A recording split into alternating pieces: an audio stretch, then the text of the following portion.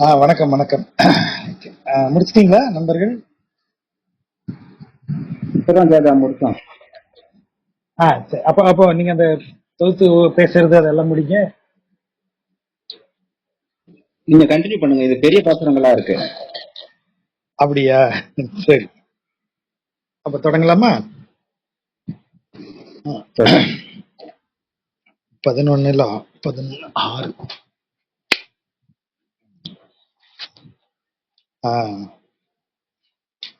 அதாவது நம்ம இதுக்கு முன்னாடி பார்த்த பாடல் வந்து திருச்சாழல். அது மகளிரனுடைய விளையாட்டுகள்ல ஒன்று. ஒரு ஒரு ஒருவர் கேலி பேசுவதும் இன்னொருவர் அதை மறுத்து பேசுவதுமாக அது போகும். அதுக்கடுத்து இந்த 10 பாடல்கள்ல எப்படி பாடுறாரு அப்படின்னா, இந்த மொத்த உலகத்தையுமே படைத்தவன் இறைவன், இறைவனாகிய நாராயணன். நாராயணன் தான் இந்த மொத்த உலகத்தையும் படைத்தவன். அந்த மொத்த உலகையும் படைத்த இறைவனை மறந்து வேறு இறைவனை தேடி நீங்கள் போவது தவறு அப்படின்னு அறிவுறுத்துகிறார். சரி, வேற இறைவனை தேடி போகிறதுக்கு எப்படி அத இந்த உலகத்தை படைத்ததோட தொடர்பு படுத்துறார் அப்படின்னா, இறைவன் உலகத்தை படைத்ததோடு மட்டுமல்லாமல் பிற தெய்வங்களையும் இவன்தான் படைக்கிறான். இப்ப நம்மாழ்வார் பாசுரத்துக்கு வந்தீங்கன்னா, வணங்கும் துறைகள் பல ஆக்கி வேதங் விகல்பம்னு வரும். அந்த பாசுரம் டக்குன்னு மைண்ட்ல வரல. வெவ்வேறு துறைகளாக ஆக்கி துறைதொறும் அணங்கு செய்து, அதாவது ஒவ்வொருத்தருக்கும் ஒவ்வொரு பாணியை இவனே உருவாக்குறானா. வெவ்வேறு துறைகள் வணங்குவதற்கு இவனே உருவாக்குறானா. அது மத பிரிவுகளை, அந்த மத பிரிவுகள் ஒவ்வொன்றுக்குமான தெய்வத்தை இவன் தான் வைக்கிறானா. வணங்கும் துறைகள் பல ஆக்கி அப்படின்னு அது ஆரம்பிக்கும் அந்த பாசுரம். அந்த வரி வரும். இப்ப அதுலயே வெவ்வேறு அணங்கு அவனே செய்து அணங்கு செய்து அப்படின்லாம் வரும். அப்படி உருவாக்கி நமக்கு அவன் இறைவன் கொடுக்கிறான். அப்படின்னும் போது நீ இறைவனால் உருவாக்கப்பட்ட ஒரு தெய்வத்தை, ஒரு தேவதையை வணங்கும் போது அந்த தேவதையை உருவாக்கிய இறைவனை நீ மறந்து போகலாமா அப்படின்னு கேட்கிறார். இது சரணாகதியில முக்கியமான விஷயம்.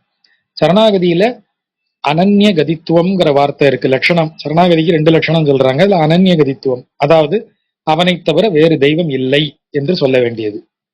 அப்போ பிற தெய்வங்களை அவனோட நீ அவன் செய்யறத இன்னொரு தெய்வம் செஞ்சிட முடியும்னு நினைக்காத அப்படின்னு தொண்டர்களுக்கு சொல்றார். அப்படி சொல்லும் போது அனைத்தையும் படைத்தவன் இறைவன் அப்படிங்கிற வார்த்தையை சொல்றதுக்கு தான் இந்த 10 பாசுரங்களை பயன்படுத்துறார். அந்த 10 பாசுரங்கள்லையும் அவர் பயன்படுத்தக்கூடியது இந்த உலகத்தை படைத்தல். அதாவது இறைவன் ஒரே ஒரு நொடி புக் எடுத்துக்கிறேன். அப்ப இந்த 10 பாடல்களையும் எப்படி நம்ம பொருள் கொள்ள வேண்டும் என்றால், அந்த சரணாகதி தத்துவத்தினுடைய அடிப்படையை மனசுல வச்சுக்கிட்டு இதுக்கு பொருள் எடுத்துக்கணும். மை நின்ற கருங்கடல் வாய் உலகு இன்றி வானவரும் யாமும் எல்லாம் நெய் நின்ற சக்கரத்தன் திருவயிற்றில் நெடுங்காலம் கிடந்தது ஓரீர். தொண்டர்களை பார்த்து சொல்றார். தொண்டர்கள் மை நின்ற கருங்கடல், மை போன்று கருத்திருக்கும் அளவிற்கு நீர் நிறைந்த அந்த கருங்கடல், மை போல கருத்திருக்கும் கடல், அதன் வாயில், அதாவது கடல் வாய் என்றால் கடல் விழுங்குகிறதுன்னு அர்த்தம். உலகு இன்றி வானவரும் யாமும் எல்லாம், உலகம் இன்றி, அதாவது கடல் உலகத்தை விழுங்கியதோடு மட்டுமல்லாமல் வானவரையும் விழுங்குகிறது கடல். எப்போ? பிரளய காலத்தில், ஊழி காலத்தில் கடல் பெருகி உலகத்தை இல்லாமல் செய்து. அதனாலதான் கடல்வாய் உலகு இன்றி, உலகம் கடல்வாயில இல்லாம ஆயிருச்சு. அதாவது கடல் உண்டு விட்டது, நிலப்பரப்பே இல்லை. சரி, அப்ப பூமியில இருக்கிறவங்களுக்கு தான் பிரச்சனை நினைச்சா, வானவரும் யாமும் எல்லாம், யாமும்னா மானுடர்கள், நாமளும் வானத்தில் இருக்கிற தேவர்களும் எல்லாம் கூட எங்க கிடந்தோம்? அந்த ஊழிக்குள் அகப்பட்டு எங்க இருந்தோம்? நெய் நின்ற சக்கரத்தன் திருவயிற்றில் நெடுங்காலம் கிடந்தது ஓரீர். நெய் ஊசி பளபளப்பாக இருக்கக்கூடிய அந்த சக்கரத்தை ஏந்தி இருக்கும் இறைவனது திருவயிற்றில் நெடுங்காலம் கிடந்தோம். ஓரீர், ஓரீர்னா நினைத்து பார்க்க மாட்டீர்களா, உங்களுக்கு நினைவு இல்லையா அப்படின்னு அர்த்தம். ஓர்தல் என்றால் நினைவு கூர்தல் அப்படின்னு அர்த்தம். அதை இன்னைக்கு மலையாளத்துல ஓர்மைங்கிற சொல் அப்படியே தான் வருது. ஓர்மையுண்டோ அப்படின்னு மலையாளத்துல கேட்கறது, அது தமிழ் சொல், தூய தமிழ் சொல். ஓரீர் என்றால் நீங்கள் நினைத்து பார்க்க மாட்டீர்களா என்று பொருள். நீங்கள் நினைத்து பார்க்க மாட்டீர்களா எதை? பலகாலம் தேவர்களும் நாமும் பூமியில இடமில்லாம அவனுடைய திருவயிற்றுல கிடந்தோமே, அதை நினைச்சு பார்க்க மாட்டீங்களா? இப்ப என்ன செய்றீங்க? என்னன்றி செய்தாரா ஏதிலோர் தெய்வத்தை ஏத்துகின்றீர். ஏது இலோர் தெய்வத்தை, ஏது என்றால் ஒரு விஷயத்தை செய்யறதற்குரிய வலு, தகுதி. ஏது இலார், செய்யறதுக்கான ஒரு எதையும் செய்ய முடியாத தெய்வத்தை, ஏது இலோர் தெய்வம், எதுவும் செய்ய இயலாத ஒரு தெய்வத்தை போய் என்னவோ விழுந்து விழுந்து கும்பிட்டுட்டு இருக்கீங்களே.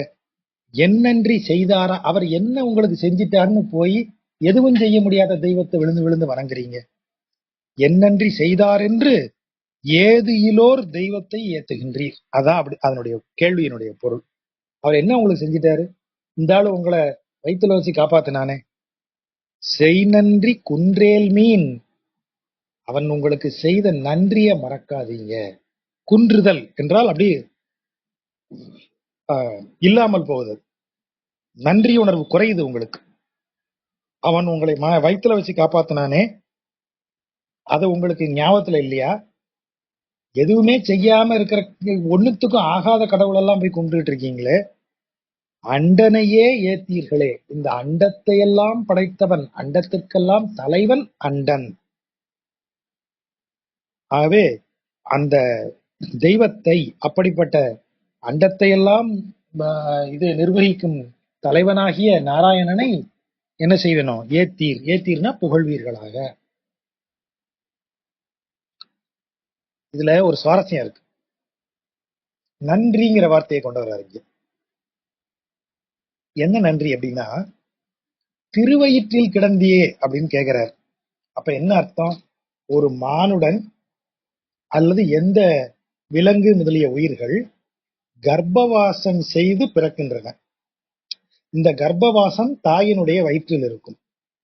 சரி, முட்டையிலிருந்து குஞ்சு பிறக்குது பறவைகளுக்குன்னு சொன்னா கூட, அது முட்டைங்கிறது தாயினுடைய கர்ப்பத்திற்குள்ள இருந்து அந்த தாய் பறவை முட்டையை தனது கர்ப்பத்தில் வைத்திருந்து பிறகு வெளியே ஏற்றி அதன் பிறகு அதை அடைகாத்து வெளியே வர செய்கிறது கொஞ்சம். அப்போ கர்ப்பவாசம்ங்கிறது அந்த தாய் தன்னுடைய உடலில் ஒரு உயிரை தாங்கி அந்த உயிரை வெளியில கொண்டு வந்து இந்த உலகத்துக்கு கொடுக்கிறான். அப்ப அந்த உலகத்திற்கு வந்த உயிர் அந்த தாயிடம் நன்றியுடையதாக இருக்க வேண்டும். அதனாலதான் சந்நியாசம் துறவு வாங்கியவர்கள் அனைத்தையும் துறந்தவர்கள். அவங்க துறவு வாங்கியவர் யாரையும் வணங்கக்கூடாது. தெய்வத்தையும் அவருடைய குருவையும் தவிர துறவிகள் வேறு யாரையும் வணங்கக்கூடாது. ஆனால் சம்பிரதாயத்துல நான் சொல்லிட்டு இருக்கேன், இந்த நீங்க இந்த ஃப்ரீலான்ஸ் துறவிகளுக்கு அப்படி இல்லை. அவங்க எப்படி வேணாலும் இருக்கலாம். ஆனா ஒரு சம்பிரதாயமான துறவை மேற்கொள்பவர்களுக்கு இந்த ரூல் உண்டு. அவர்கள் எவரையும் வணங்கக்கூடாது. அதனாலதான் பிரதமர் ஜனாதிபதியா வந்தா கூட அவங்க உட்கார்ந்த இடத்துல இருந்தே அப்படி ஆசி வழங்குவாங்களே தவிர எந்திரிக்க மாட்டாங்க, வணங்க மாட்டாங்க. அது அவங்களுக்கு உரிய சம்பிரதாய மரபு. ஆனால் அவர்கள் எழுந்து வணங்குவது இருவருக்கு மட்டும்தான். ஒன்று அவருடைய குரு, அவருடைய ஆசிரியர் வந்தார்னா எழுந்து நின்று வணங்க வேண்டும். இன்னொன்று அவரை பெற்ற தாய் வந்தால் அவர் எழுந்து நின்று வணங்க வேண்டும். தாய்க்கு தான் வணக்கம் உண்டு, அப்பாவுக்கு கிடையாது. அப்பா துறவியினுடைய சன்னியாசியினுடைய அப்பா வந்தார்னா கூட இவர் எழுந்து மரியாதை செய்ய மாட்டார். ஆனால் தாய் வந்தால் எழுந்து வணங்க வேண்டும். அம்மா இறந்து போனா இவர் மந்திரம் சொல்லி அம்மாவுக்கு காரியங்கள் செய்யணும் துறவுக்கு பிறகும். ஏன்? தாய் அந்த பூமிக்கு கொண்டு வந்தாள் என்பதால், தன் வயிற்றில் தாங்கி கொண்டு வந்தாள் என்பதால் அந்த நன்றியை நீ சன்னியாசியானாலும் மறக்க கூடாது. ஆதிசங்கரர் சன்னியாசி ஆனதுக்கு அப்புறம் வந்து தனது தாய்க்கு இறுதி காரியங்களை செய்யறார். நீ சன்னியாசி செய்யக்கூடாதுன்னு அந்த உள்ளூர்காரங்க சொல்றாங்க. தாய்க்கு மகன் செய்யறதுக்கு குண்டு ரூல் உண்டு. அது என்ன நீங்க சொல்றது நான் செய்வேங்கிறாரு. அப்படிலாம் நீ செய்யறதா இருந்தா நாங்க காரியங்கள்ல கலந்துக்க மாட்டோம்னு எல்லாரும் போயிடுறாங்க. அப்ப தோட்டத்துல இருக்கக்கூடிய வாழை சருகுகளை சேர்த்து வைத்து தனது தாயை எரியூட்டுகிறார் ஆதிசங்கரர். இது சித்தர் மரபுல வச்சு சொல்லக்கூடிய பட்டினத்தாரும் தன்னுடைய தாய்க்கு வந்து சிதையை வைத்து தனது தாயை நினைத்து புலம்பி அழறார். அப்ப தாயாக இருக்கிறவர்களுக்கு அதனுடைய பிள்ளைகள், அந்த தாயின் மூலம் பிறந்த குழந்தைகள் அவ்வளவு நன்றியுடையவர்களா இருக்கணும். அதுதான் இங்க குறிப்பிட்டு சொல்றாரு. நெடுங்காலம் சக்கரத்தன் திருவயிற்றில் கிடந்தது ஓரீர். நெடுங்காலம் கிடந்தியடா அவன் வயித்துல, அவன் தானே உன்னை பிறப்பித்திருக்கிறான். இப்போ ஊழிக்காலம்னா ஏதோ ஒரு நாள்ல வரும்னு யோசிக்கிறத விட இப்படி யோசிச்சு பாருங்க. ஒவ்வொருத்தனுக்கும் ஊழிக்காலம் உண்டு. கர்ப்பத்துக்குள்ள தண்ணிக்குள்ளதானே மூழ்கி கிடக்குறோம். எல்லா நேரமும் தண்ணிக்குள்ளதான் மூழ்கி கிடக்குறோம் கர்ப்பத்துல. அப்போ ஒரு மனிதன் இன்றைக்கு பிறந்துட்டான், சரி இறந்துட்டான்னு வைங்க. இறந்த பிறகு அந்த ஆன்மா எங்க கிடக்கும்? பெருமாளது திருவயிற்றில் ஏதோ ஒரு இடத்துல அது கிடக்கும். திரும்ப அவன் அதுக்கு பிறப்ப கொடுத்தா அது பிறக்கும், இல்லையா அவங்கிட்டயே இருக்கும். அப்ப நீ எங்க இருந்த இவ்வளவு நாள்? அவன் வயிற்றுல இருந்த. அப்ப அவன் உனக்கு தாய் மாதிரி இல்லையா? நீ அந்த நன்றியை மறக்கலாமாங்கிறதான் அந்த கேள்வி. நில்லாத பெருவெள்ளம் நெடுவெசும்பின் மீது ஓடி நிமிர்ந்த காலம். நில்லாத பெருவெள்ளம், கொஞ்சம் கூட குறையாத, அதான் இங்க நில்லாதன்னு சொல்றது. குறையாத பெரிய வெள்ளம், நெடு விசும்பு. நீ நெடு என்றால் இங்கு பரந்தங்கிற பொருள் எடுக்கணும். உயர்ந்து பறந்து இருக்கிற விசும்பு, ஆகாயம் முழுவதுக்கும் போய் அதுக்கும் மேல போயிருச்சு. ஓடி நிமிர்ந்த காலம், விசும்பின் மீது நிமிர்ந்த காலம். வானத்தையும் தாண்டி நீர் ஏறிடுச்சு, அவ்வளவு உயரத்துக்கு நீர் எகிரிருச்சு. அப்படிப்பட்ட காலத்துல மல்லாண்ட தடக்கையால் பகிரண்டம் அகப்படுத்த காலத்து அன்று எல்லாரும் அறியாரோ. அப்ப பகிரண்டம் அப்படின்னா இறைவன் இருக்கும் இடமாகிய வைகுண்டத்தை குறிப்பதுன்னு உரையாசிரியர்கள் சொல்றது. இந்த பகிரண்டம் அதை எப்படி காப்பாத்தினான்? அவன் மல்லர்களை வெல்லக்கூடிய வலிமை கொண்ட தனது கைகளால், தடக்கையால், தடம்னா நல்ல பெரிய கை, அதுவும் எப்படிப்பட்ட கை? மல்லாண்ட தடக்கை, மல்லர்களை வெல்லும் வலிமை வாய்ந்த பெரிய கையால அந்த பகிரண்டமாகிய வைகுண்டத்தை அப்படி அனைத்து அகப்படுத்த, அதாவது இப்படி சேர்த்து கட்டிக்கிறது, அப்படி கையால் அப்படி சேர்த்து கட்டிக்கிட்டானா. அதனால அது மட்டும் வெள்ளத்துக்குள்ள மாட்டல. ஏன்னா வெள்ளம் எங்க வந்துருச்சு? நில்லாத பெருவெள்ளம் நெடுகு சிம்பின் மீது ஓடி நிமிர்ந்த காலம். வானத்துக்கும் மேல போயிருச்சு. எல்லா உலகங்களும் விசும்பின் மேல் இருக்கும் உலகங்கள் எல்லாம் கூட பெருவெள்ளத்திற்குள் மூழ்குது. அப்போ அவர் வந்து அந்த பகிரண்டத்தை மட்டும் தனது கைக்குள் அகப்படுத்தி கொள்ளுகிறார், தனது கைக்குள்ள அப்படி சேர்த்து வச்சுக்கிறாரு. அதனால அந்த வெள்ளம் அதை ஒன்று செய்யல. அப்படிப்பட்ட காலத்தை அது யாருக்குமே தெரியாமலா போயிருச்சு? அது கூடவாப்பா உனக்கு தெரியல? எல்லோரும் அறியாரோ, அது யாருக்குமே தெரியாதா? எம்பெருமான் உண்டு உமிழ்ந்த எச்சில் தேவர் அல்லாதார்தான் உளரே. இதை இப்ப நம்ம சொன்னோம் இல்லையா, தெய்வங்களை படைத்ததும் அவனே அப்படின்னு சொல்றது. அத எம்பெருமான் உண்டு உமிழ்ந்த எச்சில் தேவர். நீ வணங்கக்கூடிய தெய்வங்கள் எல்லாம் எம்பெருமான் உண்டு உமிழ்ந்த எச்சில், எம்பெருமானிடமிருந்து வந்தவர்கள். இங்க எச்சில் அப்படிங்கிறது வந்து துப்பறதுங்கிற பொருள் கிடையாது, சேஷம் அப்படிங்கிற பொருள்ல அதை சொல்லுவாங்க. சேஷம் என்றால் என் மீதம், என்னிடம் இருந்து வரும் மீதம் அப்படின்னு பொருள். அதான் சேஷம் அப்படின்னு சொல்றது. இப்ப உதாரணமாக பிரசாதத்துக்கு இன்னொரு பெயர் இறைவனுடைய சேஷம் அப்படின்னு பெயரும். அப்படின்னு இறைவன் உண்டு அந்த உணவை நமக்கு கொடுத்துருவான். இப்ப நம்ம வந்து என்ன செய்யறோம்? ஒரு இட்லியை பிட்டு சாப்பிட்டுட்டு இன்னொருத்தனுக்கு கொடுக்குறோம்னு வைங்க. அந்த நான் ஒரு இட்லியில லைட்டா ஒரு சின்ன துண்டு எடுத்து இப்படி சாப்பிட்டுட்டு, இந்தாப்பா இந்த இட்லி எனக்கு போதும் நீ சாப்பிடுன்னு ஒருத்தன் கொடுக்குறேன். நான் கொடுக்கறது என்னுடைய சேஷம், நான் உண்ட மீதி. அத மாதிரி இறைவன் உண்ட மீதி தான் பிரசாதம், சேஷம். அவன் சூடி களைந்த மாலை சேஷம், அவன் உடுத்து களைந்த ஆடை சேஷம், அவன் அபிஷேகமாக வரக்கூடிய நீர் அவனுடைய சேஷம். இப்படி சேஷம் என்பது அவனிடமிருந்து பிரிவது, அவனிடமிருந்து வருவது, அதுதான் எச்சில் என்கிற பொருள். உடனே நாம நம்ம காரி துப்புற எச்சில்ங்கிற பொருள் இல்ல அதுல.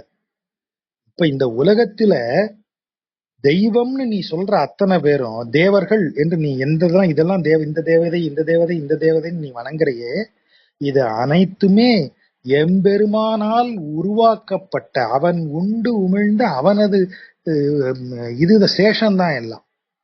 இப்ப இதை இப்படி இந்த வரி இருக்கா, அப்படியே பகவத்கீதைக்கு வாங்க. நீ எந்த தேவதையை வணங்கினாலும் அந்த வணக்கம் என்னையே சேரும் அப்படின்னு கிருஷ்ணர் சொல்லிடுவார். ஏன் அது எப்படி? நான் யாரை வணங்கினாலும் எப்படி கிருஷ்ணரை போய் சேரும்? எப்பா அவங்களையே நான் தான்ப்பா உருவாக்கி வச்சிருக்கேன். தாம்பரம் மாநகராட்சிக்கு நான் வரி கட்டணும். அதனுடைய யூனிட் ஆபீஸ் 4 இடங்கள்ல இருக்கு. அதற்கு கீழே வரி வசூல் மையங்கள் அப்படின்னு வேற இருக்கு. எங்க ஏரியால ஒரு வாட்டர் டேங்க்கு கீழே ஒரு ஆபீஸ்ல எப்ப போனாலும் சர்வர் ஒர்க் ஆகலன்னு சொல்லிட்டு ஒரு ஆள் உட்காந்துருப்பாரு. நாம அங்க போய் பணம் கட்டி நமக்கு நல்ல நேரமா இருந்ததுன்னா சர்வர் ஒர்க் ஆகும், அந்த ப்ராப்பர்ட்டி டாக்ஸ் அங்கேயே கட்டிடலாம். இப்ப நான் கட்டுனாலும் மாநகராட்சியிலயா கட்டுன அப்படின்னு யாரும் கேட்க போறாங்களா? மாநகராட்சி இருக்கு, அதற்கு கீழே யூனிட் ஆபீஸ் அலகு அலுவலகங்கள், மண்டல அலுவலகங்கள் இருக்கு. மண்டல அலுவலகத்துக்கு கீழே ஒரு வார்டுல ஒரு வரி வசூல் மையம் ஒன்று இருக்கிறது. அப்ப இந்த வரி வசூல் மையம் யாருதான்? மாநகராட்சி தான். அது மண்டல அலுவலகம் இருக்கலாம், அங்கேயும் போய் நான் கட்டலாம், அதுவும் மாநகராட்சி தான். நேரடியா மாநகராட்சி அலுவலகத்திலே போய் கட்டலாமா? கட்டு, பிரச்சனையே இல்லை. ஆனா இது வேற அது வேற இல்ல. யூனிட் ஆபீஸ்ல போய் நிக்காத. மாநகராட்சி இப்ப யூனிட் ஆபீஸ்ல போய் நான் என்ன செய்யலாம்? அதிகபட்சம் வரி வசூல் மையத்துல போய் நான் பணத்தை கட்டலாம். ஆனா நிலம் அப்ரூவல் வாங்குறதுக்கோ பில்டிங் அப்ரூவல் வாங்குறதுக்கோ நான் போய் அங்க நிக்க முடியுமா? வரி வசூல் மையத்துல நின்னா வேலை நடக்குமா? நடக்காது. அங்க நீங்க மெயினுக்கு தான் போகணும். அதுதான் இங்க அவர் சொல்றாரு. நீ ஒரு தேவதையை வணங்கும் போது அது ஒரு உபாசனைக்கு ஒரு காரியத்துக்கு நீ வச்சுக்கலாமே தவிர, அந்த தெய்வங்கள் எதுவும் உனக்கு என்ன செய்யாது. ஏதிலோர் தெய்வம், அந்த ஏதிலோர்னு ஏது இலோர் தெய்வம், ஏது இல்லை அந்த தெய்வத்துக்கு. எதற்கு ஏது இல்லை? உனக்கு வீடு பேறு அளிக்கும் ஏது அந்த தெய்வத்திற்கு இல்லை. வீடு பேரை நீ இறைவனாகிய நாராயணனிடம் மட்டுமே கேட்க முடியும். ஆகவே நீங்கள் வீடு பேரை விரும்புங்கள், பிற தெய்வத்தை வணங்காதீர்கள்னு சொல்வதனுடைய பொருள் வீடு பேறு அடைவதற்காகவே தெய்வத்தை வணங்க வேண்டும். உலகியல் விஷயங்களை வணங்குவதற்கு தேவர்கள்ட்ட போங்க. ஆனா தொண்டர்கள்னு கூப்பிட்டு சொல்றாரு பாத்தீங்களா? தொண்டர்களுக்கு என்ன தேவை? வீடு பேறு.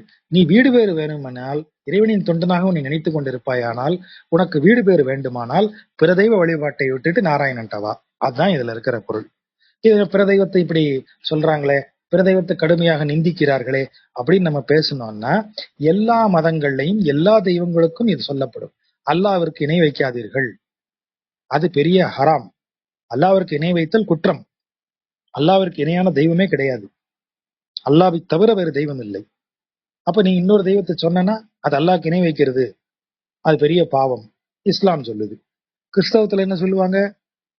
தேவனையும் தேவகுமாரனையும் மகிமைப்படுத்துவதை அன்றி நீ வேறு எந்த தெய்வத்தையும் மகிமைப்படுத்துவது சாத்தானை மகிமைப்படுத்துவதாகத்தான் ஆகும்னு அவங்க சொல்லிடுவாங்க.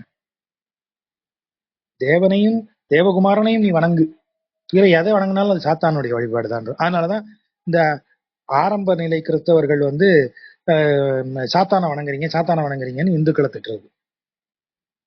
அவங்களுக்கு விவரம் தெரியல. அவங்க இன்னும் கற்று நல்லவிதா வளர்றதுக்கு, நல்லபடியா ஆன்மீகத்தில் வளர்வதற்கு இயேசுபிரான் தான் அருள் புரியணும். அப்ப அதே மாதிரியான விஷயம் தான் எல்லா மதத்திலையும் சொல்லுவாங்க. அதை தவிர வேற எதுக்கு போகாத அப்படின்னு சொல்லுவாங்க. அது இந்த வீடு பேருக்காக ஒருத்தருக்கு கொடுக்கப்படுகிற அது ஒரு பயிற்சி முறை. அவர் யாருக்கு சொல்றாருன்னு பாருங்க. எல்லாருக்கும் சொல்லல. தொண்டர்கள், இறைவனிடத்தில் தொண்டு செய்வதற்கு தன்னை ஒப்பு கொடுத்தவர்களுக்கு மட்டும்தான் இந்த வார்த்தையை சொல்றாரு. இதுல நம்ம நண்பர்கள் நிறைய பேர் நம்ம ஸ்ரீபாஷ்யம் வகுப்புக்கு போறவங்க, ஸ்ரீபாஷ்ய ஆசிரியர் சமாசிரயணம் எடுத்துக்கொண்டவர் அப்படின்னா, இறைவனின் அவருடைய ஆச்சாரியன் முன்னாடி அவர் ஒரு உறுதிமொழியை எடுத்துக்கொள்கிறார். நாராயணனை தவிர பிற தெய்வத்தை நான் வணங்க மாட்டேன்னு.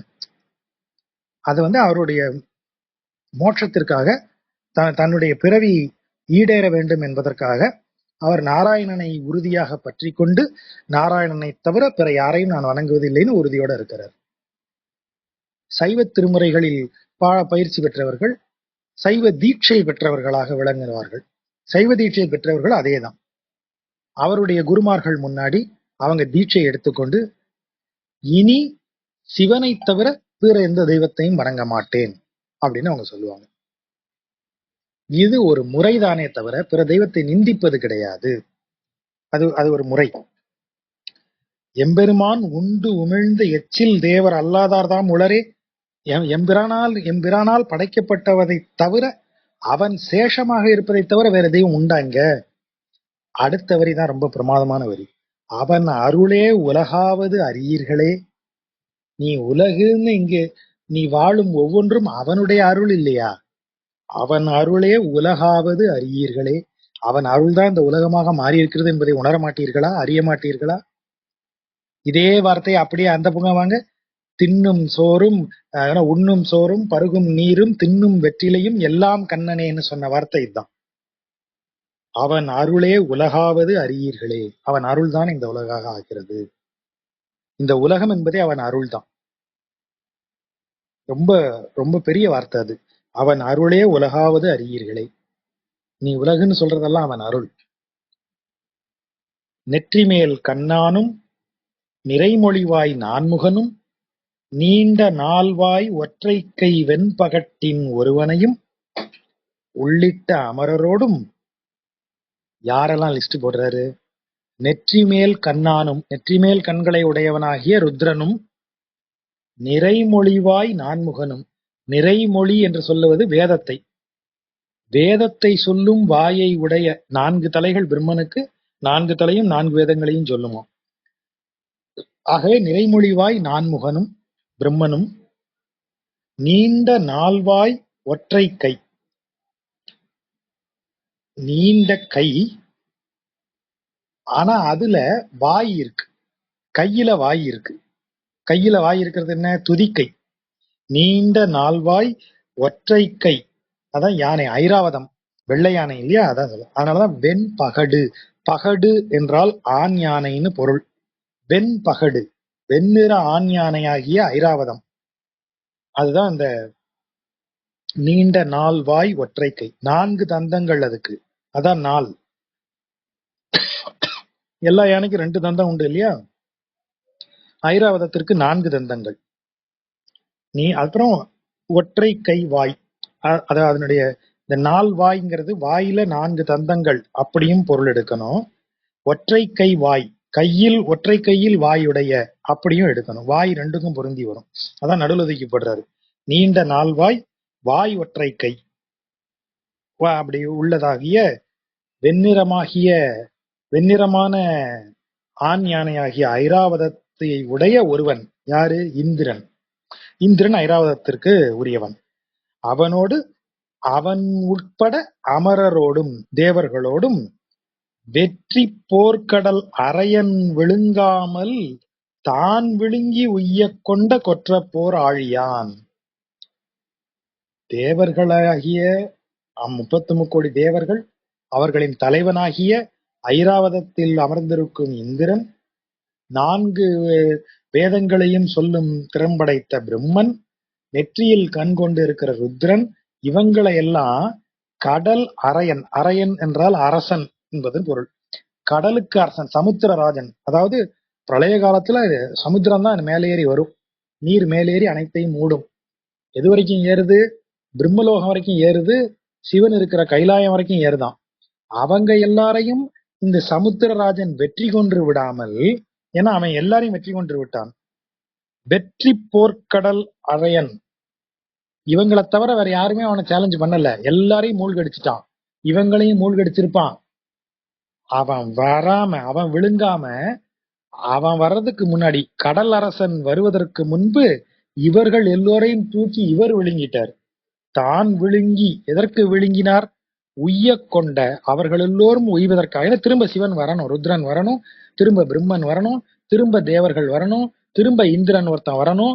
இப்படி இந்திரனும் பிரம்மனும் வந்து நம்ம இந்த ராஜ்யசபால நியமன எம்பின்னு சொல்றோம் இல்லையா, அந்த மாதிரி இறைவனால் நியமிக்கப்படுபவர்கள். ருத்ரன் எப்போதும் இருக்கிறவன்.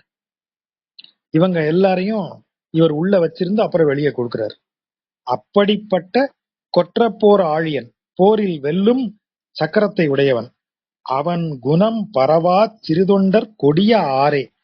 அப்படிப்பட்டவனுடைய குணத்தை புகழ்ந்து பாடாத சிறு தொண்டர். சிறு தொண்டர்னா அறிவில்லா தொண்டர், அவர்கள் தொண்டரே கிடையாது. அப்படிப்பட்ட தொண்டர்கள் கொடிய, என்ன கொடுமை பாருங்க. ஆரே என்றால் ஐயோ, அப்படி ஒரு வியப்பு சொல். என்ன என்ன கொடுமை பாருங்க. இந்த இந்த சிறு தொண்டர்கள் எல்லாம் இப்பேற்பட்ட இறைவனின் குணத்தை பாடி பரவாம இருக்காங்களே, என்னத்த சொல்ற, என்ன கொடுமை இது, எப்படி சொல்றது, அப்படி வருத்தப்படுறாரு. பனிப்பறவை திரை ததும்ப பாரெல்லாம் நெடுங்கடலே ஆன காலம். இந்த இடத்துல பனினா ஐஸ்ன்னு இல்ல, குளிர்ச்சியை சொல்வது. குளிர்ந்து பறவை, பறவைன்னா இந்த இடத்துல பரவி இருத்தல். குளிர்ந்து பரவி அலை ததும்ப, திரை என்பது அலை, அலை ததும்ப பாரெல்லாம் நெடுங்கடல். உலகம் எல்லாமே கடலால் மூழ்கடிக்கப்பட்டு விட்டது. உலகமே இல்ல, எல்லாம் கடலாத்தான் இருக்கு. பாரெல்லாம் நெடுங்கடலே ஆன காலம். அப்படி உலகெல்லாம் கடலுக்குள்ள மூழ்கி இருந்த காலம்.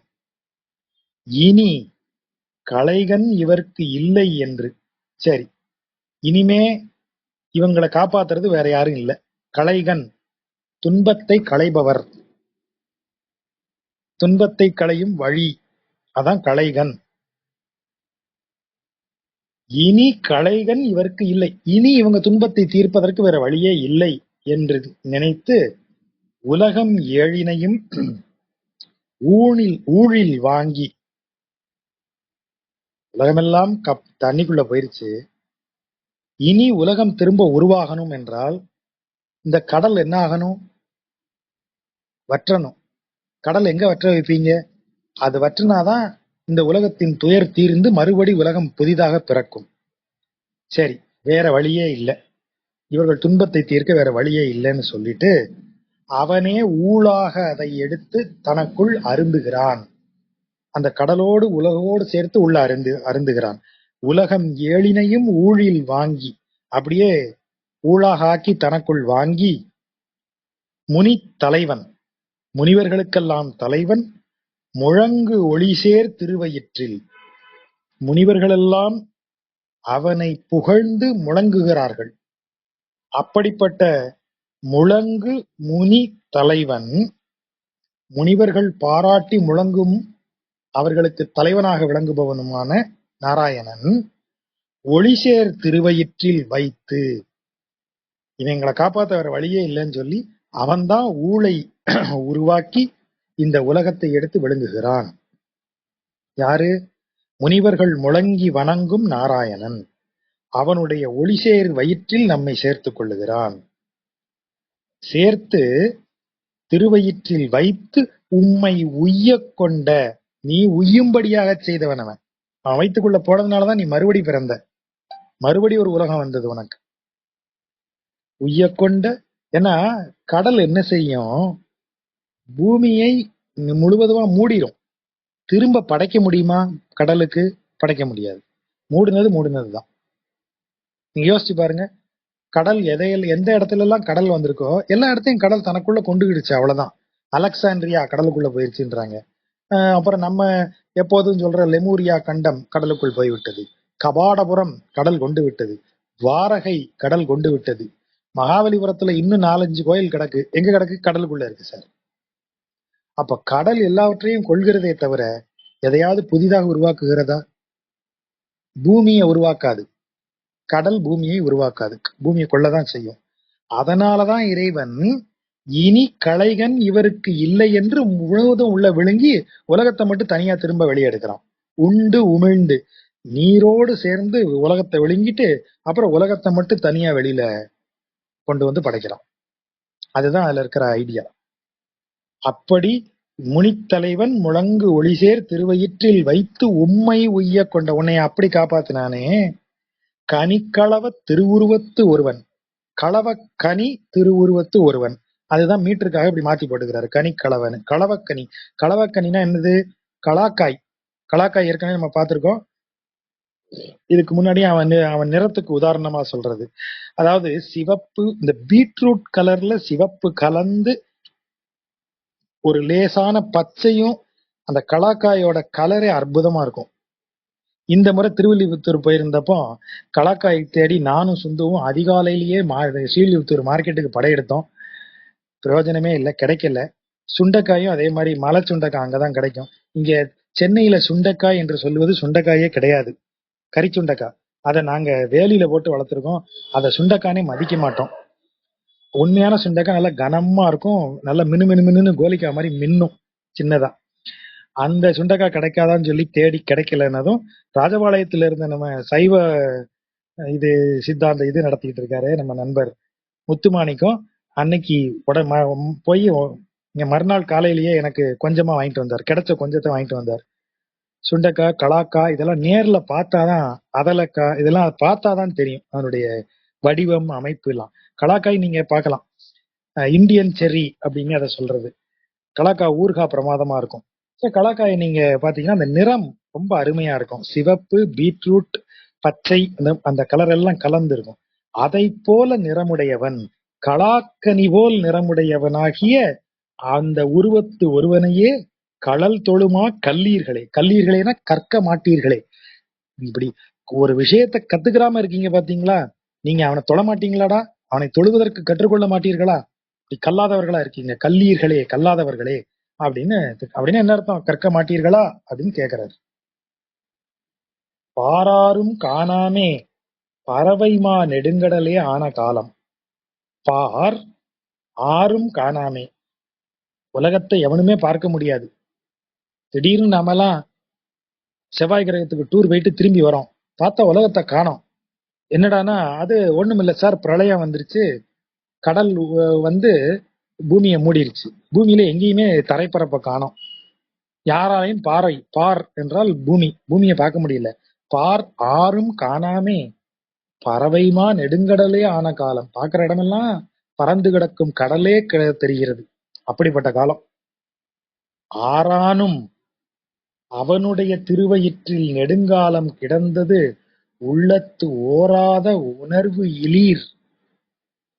உங்கள ஒருத்தனுக்கு கூட, ஆரானும் யாருக்காவது, இவ்வளவு காலம் நெடுங்காலம் அவனுடைய திருவயிற்றுல கிடந்தோமேங்கிறத உங்க உள்ளத்துல ஒரு நொடியாவது உணர்ந்து பார்க்க மாட்டீங்களா? நினைச்சு பார்க்க மாட்டீங்களா? ஓராத உணர்வு இலீர். அப்படி ஓர்ந்து, அப்படி நினைவு கூர்ந்து பார்க்கும் உணர்வு இல்லாதவர்களாக இருக்கிறீர்களே. உணர்திரேல், அதை மட்டும் நீங்க உணர்ந்தீங்கன்னா, உலகு அளந்த உம்பர் கோமான், இந்த உலகையே அளந்த தேவர்களுக்கெல்லாம், அந்த உம்பர்னா நித்திசூரி தேவர்கள் இருவரையுமே சொல்லலாம், இருவர்களுக்கும் தலைவனாகிய பேராளன், அனைத்தையும் ஆள்பவன், பேரான பேர்கள் ஆயிரங்களுமே பேசீர்களே. இத்தனை காலம் அவன் வயிற்றுல கிடந்தீங்களா? ஒருத்தனுக்கும் பூமினா என்னன்னு தெரியாது, எல்லாம் கடலா கிடந்தது. நீங்களாம் எங்க கிடந்தீங்க? அவன் வயிற்றுல இருந்தீங்க. அந்த நினைப்பு உங்கள ஒருத்தனுக்காவது இருக்கா? ஒரு துளி உங்க மனசுல அதை பத்தி நினைச்சாவது பாத்தீங்களா? நினைச்சு பார்க்கல. நினைச்சு பார்த்திருந்தீங்கன்னா, இந்த உலகையா அளந்த இந்த கடல் பூமியை மூடி இருக்கு, அவன் இதையும் தாண்டி அளந்தவன். அதனாலதான் அந்த வார்த்தையை சொல்றாரு, உலகு அளந்த உம்பர் கோமான். நீ உன் பார்வைக்கு உலகத்துக்கு கடல் மூழ்கி இருக்குன்னு சொல்லுவ, அவனுக்கு அது ஒரு திருவடி அளவுதான். அவன் திருவடிக்கு கீழே தான் அது, அதுக்கு மேல போன திருவடி அவனுடையது. ஆகவே அவன் உம்பர் கோமான், அனைவருக்கும் தலைவனவன். அப்படிப்பட்டவனுடைய 1000 பேர்களையும் இல்ல இன்னைக்கு நீ மாறி மாறி பேசிட்டு இருப்ப. அவன் நினைப்பு ஒரு துளி உன் மனசுல இருந்திருந்தா. அதான் அவர் சொல்றாரு, உம்பர் கோமான் பேராளன் பேரான பேர்கள் ஆயிரங்களுமே பேசீர்கள். அவன் பேர் 1000 பேரையும் பேசியிருப்பீங்களப்பா, அதை பேசலையே. அப்போ உங்க மனசுல நினைப்பு இல்ல, அவன் நினைப்பு இல்ல. அதான் அவர் சொல்றது. பேயிருக்கும் நெடுவெள்ளம் பெருவிசும்பின் மீது ஓடி பெருகு காலம். பூமி எல்லாத்தையும் நீர் நிரப்பி விட்டது. அப்ப மானுடர்கள் என்ன செய்வாங்க? எல்லாம் செத்து போயிட்டான், ஒரு இடத்துலயும் மானுடனே கிடையாது. அப்ப மானுடனே இல்லாத இடத்துல எது தெரியுது? பேய் தான் தெரியும். வெள்ளத்தினால பேயை ஒண்ணும் செய்ய முடியாது. ஆகவேதான் நெடுவெள்ளத்துல பேய் மட்டும் இருக்கு. பேய் இருக்கும் நெடுவெள்ளம், மனிதர்களே இல்லாமல் அனைவரும் அழிந்து போன பேய்கள் மட்டும் திரியக்கூடிய அந்த பிரளய காலத்துல நீர் எங்க ஓடுது? பெருவிசும்பின் மீது ஓடி பெருகுகிறது. மேல இருக்கிற வானத்திற்கு மேலையும் நீர் ஓடி அப்படியே கொட்டுது. அப்படிப்பட்ட காலத்துல தாய் இருக்கும் வண்ணமே உம்மை தன் வயிற்று இருத்தி உய்ய கொண்டான். வார்த்தையை பாருங்க. இப்போ நேரடியா சொல்லிட்டாரு. முதல் பாட்டுல என்ன சொன்னாரு? நெடுங்காலம் திருவயிற்றில் கிடந்தது ஓரீர்னு கேட்டார்ல. இவனுங்களுக்கு குறிப்பா சொல்லி புரிய வைக்க முடியாது, நேரடியாவே சொல்லுவான்னு இந்த பாட்டுல நேரடியாவே சொல்லிட்டாரு. தாய் இருக்கும் வண்ணமே உம்மை தன் வயிற்று இருத்தி ஒய்ய கொண்டான். ஒரு தாய் எப்படி தன் வயிற்றில் குழந்தைகளை தாங்கிக் கொள்வாளோ அதை போலவே தாய் இருக்கும் வண்ணமே, வண்ணமே என்றால் அதை போலவே, அவ்வாறே அப்படின்னு அர்த்தம். ஒரு தாய் இருக்கும் போல இருப்பது போலவே, ஒரு தாய் குழந்தையை தனது கர்ப்பத்தில் தாங்குவது போலவே உம்மை தன் வயிற்று இருத்தி, உன்னையும் அவனுடைய திருவயிற்றில் வைத்திருந்து உய்யக் கொண்டான், உன்னை உய்யச் செய்தான். உன்னை உய்வதற்காக உன்னை வயிற்றுல கொண்டா அவனுக்கு என்ன ஆச்சு? அதனால அவனுக்கு ஏதாவது பலன் இருக்கா? கிடையாது. அப்ப எதுக்கு அவன் என்னை கொண்டவன்? என்னை ஏன் கொண்டான் அவன்? நீ உய்ய உன்னை கொண்டான். உன்னால அவனுக்கு பைசா பிரயோஜனம் கிடையாது. அவன் எதற்கு அதை செய்தான் என்றால் நீ உய்ய வேண்டும் என்பதற்காக. உலகம் முழுவதும் பேய் தெரிஞ்சுக்கிட்டு இருக்கு, நீ நிக்க நிலம் இல்ல, அவன் உன்னை வயிற்றுக்குள்ள வச்சிருந்து அந்த காலம் முடிஞ்சதும் உன்னை திரும்ப பத்திரமா அந்த பூமியை உருவாக்கி உன்னை விட்டான். அவன் வயிற்றுல தாயினுடைய கர்ப்பவாசம் போல நீ அவன் வயிற்றுல இருந்த. போய் வயிறு இருத்தி உய்ய கொண்டான் போய் இருக்க, அப்படிப்பட்ட தெய்வம் இருக்க மற்ற இங்கு ஒரு புது தெய்வம் கொண்டாடும் தொண்டீர். நீங்க இப்ப புதுசா இன்னொரு தெய்வத்தை கொண்டாந்து கொண்டாடிட்டு இருக்கீங்க. உங்களை வயிற்றுல வச்சு தாங்கி நீங்கள் உய்யுமாறு செய்து உங்களுக்கு இந்த பூமியையும் இந்த வாழ்க்கையையும் திரும்ப உருவாக்கி கொடுத்த ஒரு பக்கம் இருக்க, போய் இருக்கிற என்ன அர்த்தம்? உங்களை படைத்து விட்டு உங்க முன்னாடியே உட்கார்ந்துக்கிட்டு நான் தான் படைச்சேன் என்னைய கும்பிடு, நான் தான் படைச்சேன் என்னைய கும்பிடுன்னு அவன் இருக்கல. அவன் பாட்ட போய் ஒரு இடத்துல இருக்கான். எங்க இருக்கான்? நம்ம மனசுக்குள்ளேயே இருக்கான். அந்தர்யாமியாக இருக்கிறான். அர்ச்சாரூபமாக இருப்பவன் தான் அந்தர்யாமியாகவும் இருக்கிறான். அவன் பாட்டு அவன் போய் இருக்கான். வந்து கிளைம் பண்ணல நான் தான் படைச்சேன்னு. ஆனா நீ என்ன செய்யற? உய்ய கொண்டான் போய் இருக்க அவன் டீசெண்டா போய் உக்காந்துட்டான். சொல்லி காமிக்கல உன்னை நான் தான் படைச்சேன்னு. மற்ற இங்கு ஒரு புது தெய்வம் கொண்டாடும் தொண்டி. நீங்க புதுசா ஒரு தெய்வத்தை கண்டுபிடிச்சு கொண்டாடிட்டு திரிகிற தொண்டர்களே, பெற்ற தாய் இருக்க மனை வெந்நீர் ஆட்டுதிரோ மாட்டாத தகவற்றீரே. அதாவது வீட்டுல அம்மா இருக்கா, பெத்த தாய் இருக்கா. தாய்க்கு செய்ய வேண்டிய கடமைகளை செய்யல. அதற்கு பதிலாக வீட்டுல ஒரு மனைப்பலகை, மனைக்கட்டைன்னு சொல்லுவாங்க. அதாவது இந்த மரப்பலகை இருக்கு இல்லையா, அது முன்னாடி காலத்துல அதுலதான் தலை வச்சு படுப்பாங்க வீட்டுல. ஏன்னா அந்த தலையணைங்கிறது துணி. தலையணையில துணியில தச்ச தலையணையில படுத்தா அது அந்த படுக்கை என்பது ஒரு தோஷம், அதாவது ஒரு சேஷம்னு சொல்லுவாங்க, தீட்டு. அதை துவைச்சுதான் மறுநாள் யூஸ் பண்ணணும். தலையணையை துவைக்க முடியாது, மரத்துக்கு தீட்டு இல்லை. அதனாலதான் மரத்துல பலகை செய்து அதுல தலை வச்சு படுப்பாங்க. அதுக்கு பேர் மனைப்பலகை, மனைக்கட்டை அப்படின்னு சொல்றது. அந்த மனைக்கட்டைய கொண்டாந்து அதுக்கு வெந்நீர் ஊத்தி அதுக்கு நீவி விட்டு அதுக்கு எண்ணெய் தடவி, இதையெல்லாம் ஒரு மரக்கட்டைக்கு செஞ்சு என்ன பிரயோஜனம்? ஒரு மரக்கட்டைன்னு வச்சுக்கோங்க, மரக்கட்டைக்கு போய் இதெல்லாம் ஏன் செஞ்சுட்டு இருக்க? உன்னை பெத்த தாய் இருக்காளே வயதான காலத்துல, அவளுக்கு வெந்நீர் வச்சு விடு, அவளுக்கு எண்ணெய் தேய்ச்சி விடு, அவளுக்கு கை கால் அமைச்சு விடு. அதை விட்ட அவ உயிரோட இருக்கா, அவளை ஒரு பக்கம் போட்டு உங்க வீட்டுல இருக்கிற மரக்கட்டையை தூக்கி வச்சு அதுக்கு எல்லாம் வெந்நீர் ஊத்தி உபச்சாரங்களை செய்துகிட்டு இருக்க. இந்த வெந்நீருங்கிறது ஒரு உபச்சாரத்தை குறிக்கக்கூடியது. மனை வெந்நீர் ஆட்டுதீரோ, அதை போய் வெந்நீர் வச்சு குளிப்பாட்டிக்கிட்டு இருக்க, எண்ணெய் தேய்ச்சி குளிப்பாட்டிக்கிட்டு இருக்க.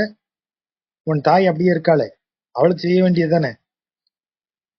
மாட்டாத தகவு அற்றீரே. தகவு என்றால் இந்த இடத்துல அறிவு, பொருத்தமான அறிவுன்னு அர்த்தம். செய்ய மாட்டாத அறிவு இல்லாதவர்களே. எதை செய்ய மாட்டாத? தாய்க்கு செய்ய வேண்டிய கடமையை செய்யாத, தாய்க்குரிய கடமையை செய்ய மாட்டாத அறிவு அற்றீரே. தாய் இருக்க செய்ய மாட்டாத தகவு அற்றீரே. அப்ப எதுக்கு செஞ்சிட்டு இருக்கீங்க? மனை வெந்நீர் ஆட்டுதிரோ, வீட்டுல இருக்கிற மணப்பலகை எடுத்து வச்சு அதுக்கு வெந்நீர் விட்டு குளிப்பாட்டுவியா அப்படின்னு கேக்குறாரு. உன்னைய தாய் போல காப்பாத்தணும் அவன் தானே, அவனை வணங்காம புது தெய்வத்தை கொண்டாடிட்டு இருக்கியே. தாய் இருக்கும்போது வீட்டுல மணக்கட்டை எடுத்து யாராவது உபச்சாரம் பண்ணுவானா, நீ அப்படி செய்யறியே அப்படின்னு கேக்குறாரு. மண்ணாடும் விண்ணாடும் வானவரும் தானவரும் மற்றும் எல்லாம் உண்ணாத பெருவெள்ளம். இந்த உண்ணாதக்கு 2 பொருள் இருக்கு, அதை வச்சுதான் இங்க விளையாட்டு நடத்துறாரு. மண் நாடு இந்த பூமி, விண் நாடு தேவர்கள் உலகம், வானவர் தேவர்கள், தானவர் அசுரர்கள், மற்றும் எல்லாம். இப்படி இந்த மண்ணிலுள்ளோர், விண்ணிலுள்ளோர், தேவர்கள், அசுரர்கள் எவராலும் உண்ணாதன தாங்க முடியாத உணவை உண்ணுகிறேன்னா என்ன அர்த்தம்? உங்களுக்குள்ள அதை ஏத்துக்கிறீங்க, செமிச்சுக்கிறீங்க இல்லையா? 4 இட்லி இருக்கு, என் முன்னாடி வச்சீங்கன்னா 4 இட்லியையும் உண்ணுவேன் அப்படின்னா எனக்குள்ள அதை அமைக்கிருவேன். 4 idlis are under my control. முன்னாடி ஒரு 60 இட்லி, எப்ப நீ சாப்பிட்டுதான் ஆகணும், என்ன நடக்கும்? உண்ணுவது உண்ணாத ஆயிரும். முடியாது, தாழ முடியாதுன்னு அர்த்தம். அந்த பொருள் உண்ணாத அப்படின்னா. உண்ணாத பெருவெள்ளம். இந்த தேவர்களோ, மண்ணில் உள்ளவர்களோ, விண்ணில் உள்ளவர்களோ, அசுரர்களோ கூட தாங்க முடியாத பெருவெள்ளம் உண்ணாமல். யார் உண்ணாமல்? இந்த மண்ணாடும் விண்ணாடும் வானவரும் தானவரும் ஆகிய எவரும் உண்ணாமல், அவங்களால ஒண்ணும் செய்ய முடியாத, அவங்களால தாழ முடியாத அந்த பெருவெள்ளத்தை தான் விழுங்கி உய்யக்கொண்ட கண்ணாளன். இந்த உலகத்துல இருக்கிற எவராலையும் அந்த வெள்ளத்தை தாழவும் முடியல, அத சமாளிக்கவும் முடியல, ஏற்றுக்கொள்ளவும் முடியல. அப்பதான் இவன் விழுங்கி ஏற்றுக்கொண்ட கண்ணாளன், தான் விழுங்கி நமக்கு உய்யக்கொண்ட, நம்மை உய்யும்படி செய்த கண்ணாளன், கண்ணமங்கை நகராளன். பேரே நமக்கு சொல்லி, திருக்கண்ணமங்கையில இருக்கிறவன் கழல் சூடி அவனது திருவடிகளை நமது தலைமையில் வைத்து அவனை உள்ளத்து எண்ணாத மானிடத்தை. எல்லாரும் கைவிட்டாங்கல்ல, எவராலையும் முடியல அந்த வெள்ளத்தை சமாளிக்க. அந்த நேரத்துல எவராலும் சமாளிக்க முடியாத வெள்ளத்தை அவன் அருந்தி நம்மை காப்பாற்றினானே. அப்பேற்பட்ட தெய்வத்தை, திருக்கண்ணமங்கையில் வீற்றிருக்கும் அவனது திருவடிகளை தனது நினைவில் கொள்ளாத மானிடத்தை, அப்படிப்பட்ட ஒரு ஜென்மத்தை எண்ணாத போது எல்லாம் இனியாரே. அவன் அப்படி நினைக்காத ஒருத்தன் இருக்கான் பாருங்க, இறைவனை நினைக்காத ஒருத்தன். அவனை நினைக்காம இருக்கும் போதெல்லாம் எனக்கு நல்ல பொழுதுப்பா. அவனை பத்தின நினைப்பு வந்தாலே கடுப்பாயிருவேன் பாத்துக்க. அதான் அவர் சொல்றது, அவனை பத்தி மட்டும் பேசாத, இப்ப நல்ல மூடுல இருக்கேன், அவனை பத்தி பேசினா கடுப்பாயிருவேன். அவனை பத்தி நினைச்சாலே எனக்கு கசப்பு வந்துடும். அவனை பத்தி நினைக்காம இருந்தேன்னா நல்லா இருக்கும். யார பத்தி? இறைவனை எண்ணாதவனை எண்ணாத போது நான் இனிமையாக இருப்பேன். எண்ணாத மானுடத்தை எண்ணாத போது எல்லாம் இனியாரே. இறைவனை எண்ணாத ஜென்மத்தை எண்ணாமல் இருக்கும் போது நான் நல்லா இனிமையாத்தான் இருப்பேன். ஞாபகப்படுத்தாத, அப்புறம் நான் கடுப்பாயிருவேன் அப்படின்னு சொல்றார். மரம் கிளர்ந்து கருங்கடல் நீர் உரம் துறந்து பறந்து ஏறி. மரம், இந்த இடத்துல மரம் என்பது சீற்றம். சீற்றம் கிளர்ந்து எழுந்து கரிய கடலின் நீரானது உரம் துறந்து தனது இருப்பு, அந்த ஒரு இடத்துல இருக்கணும்னு ஒரு கண்ட்ரோல் இருக்கு இல்லையா, ஒரு கட்டுப்பாடு இருக்கு இல்லையா, அதை துறந்து, புறம் துறந்துனா கண்ட்ரோல், எல்லை மீறி பறந்து ஏறி, எல்லா இடத்துலையும் பறந்து மேல ஏறி, அண்டத்து அப்பால் புறம் கிளர்ந்த காலத்து, அண்டத்தையும் தாண்டி வெளியே போக ஆரம்பிச்சிருச்சு. உரம் துறந்து பறந்து ஏறி, தனது எல்லைகளை துறந்து பறந்து அனைத்து இடங்களிலும் வியாபித்து அண்டத்தை மேலையும் போய் அப்பால் போவதற்கு போகிற காலம், அவ்வளவு நீர் பெருகிய காலம். பொன் உலகம் ஏழினையும் ஊழில் வாங்கி, இந்த தங்கமான உலகத்தில் 7 உலகத்தையும் தனது ஊழாக உள்ளே வாங்கி கொண்டு, அறம் கிளந்த திருவயிற்றின் அகம்படியில் வைத்து உம்மை உய்ய கொண்ட. வார்த்தையை பாருங்க, அறம் கிளந்த திருவயிறு அது அறம். இறைவன் காப்பவன். பிரளயம் எல்லாவற்றையும் மாற்றி அமைக்கும். It's a new beginning. அறுவடை முடிச்சாதான் நாற்று நட முடியும். அறுவடையான பயிர்கள் வயல்ல இருந்து நீங்க அறுவடை செய்யும் போது நாற்றங்காலில் நாற்றுகள் தனியே வளர்க்கப்படும். அதற்கு தண்ணீர் பாய்ச்சப்படும். அறுவடையான வயலுக்கு தண்ணி பாய்ச்ச மாட்டாங்க. நாளைக்கு அறுவடைனா இன்னைக்கு தண்ணி பாய்ச்சுவானா எவனாவது? ஆனா நாற்றங்காலுக்கு தண்ணி பாய்ச்சுவான். நாற்றங்காலுக்கு தண்ணீர் பாய்ச்சுவதும் அறம். அறுவடையாக இருக்கிற வயலுக்கு தண்ணீர் பாய்ச்சாமல் இருப்பதும் அறம். அப்ப பிரளயம் உருவாகி உலகம் மாற வேண்டும் என்பது விதி, நியதி. அவன் லீலை அது. அதை செஞ்சுதான் ஆவான். அப்ப நமக்கு உன்னையும் காப்பாத்துறேன், உன்னை அகம்படி எனது வயிற்றுக்குள்ள வச்சுக்கிறேன். திருவயிற்றின் அகம்படியில், திருவயிற்றுக்குள்ள பத்திரமான ஒரு இடத்துல வச்சுக்கிறேன். அதான் அகம்படி. ரொம்ப நம்பிக்கையான இடம்னு அர்த்தம். திருவயிற்றுக்குள்ள ரொம்ப நம்பிக்கையான இடத்துல அவனை வச்சிருந்து, அதுவும் அறம் கிளந்த செயல்ங்கிறாரு. அறம் கிளந்த திருவயிற்றின் அகம்படியில் வைத்து உம்மை உய்ய கொண்ட நிறம் கிளந்த கருஞ்சோதி. கருநிறங்கிளர்ந்த ஜோதி. அப்படிதான் வாசிக்கணும் அதை. கருநிறம் கிளர்ந்த ஜோதி. ஆள் கருப்பு, ஆனா ஒளி வீசறான். அதான் கருநிறம் கிளர்ந்த ஜோதி. இந்த வார்த்தையோட அழகு பாருங்க. நிறங்கிளர்ந்த கருஞ்சோதி. கருஞ்சோதியை பார்த்திருக்கீங்களா? கருப்பு எப்படியா ஒளி வீசும்?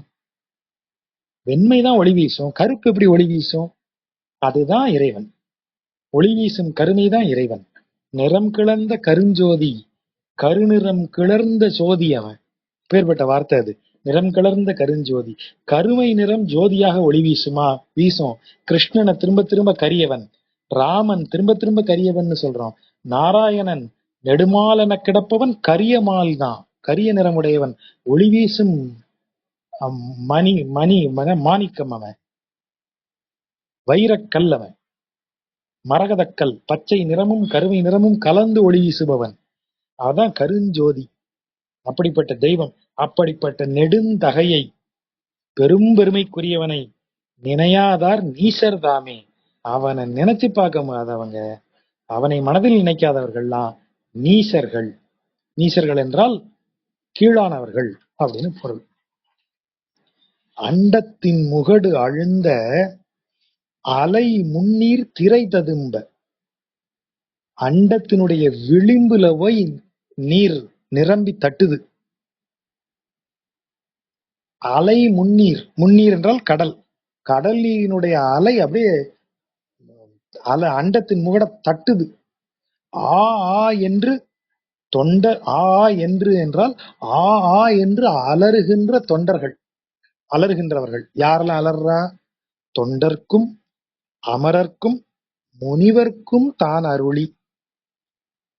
அலைநீர் பெருகி அண்டத்தின் முகட தட்டுது. விளைக்க வழி இல்லாம எல்லாரும் ஆன்னு அலரும் போது இறைவன் யாருக்கு அருளுகிறான்? தொண்டர்க்கு, அமரர்க்கு, முனிவர்க்கு. வரிசையை பாருங்க. முதல்ல யாருக்கு ஹெல்ப் பண்றான்? தொண்டருக்கு தான். ஃபர்ஸ்ட் ப்ரிஃபரன்ஸ் இறைவனின் அடியார்களுக்கு. அடுத்த ப்ரிஃபரன்ஸ் தேவர்களுக்கு. அடுத்த ப்ரிஃபரன்ஸ் முனிவர்களுக்கு. அந்த வரிசையில அவன் உதவுறான். தான் அருளி உலகம் ஏழும் உண்டு ஒத்த திருவயிற்றின் அகம்படியில் வைத்து உம்மை உய்ய கொண்ட கொண்டல்கை மணிவண்ணன். கொண்டல் என்றால் மேகம். கை மணிவண்ணன். அவன் கை மட்டும் கருப்பா இருக்கா? அந்த அர்த்தம் இல்ல. கொண்டல் என்பது மழை மேகம்.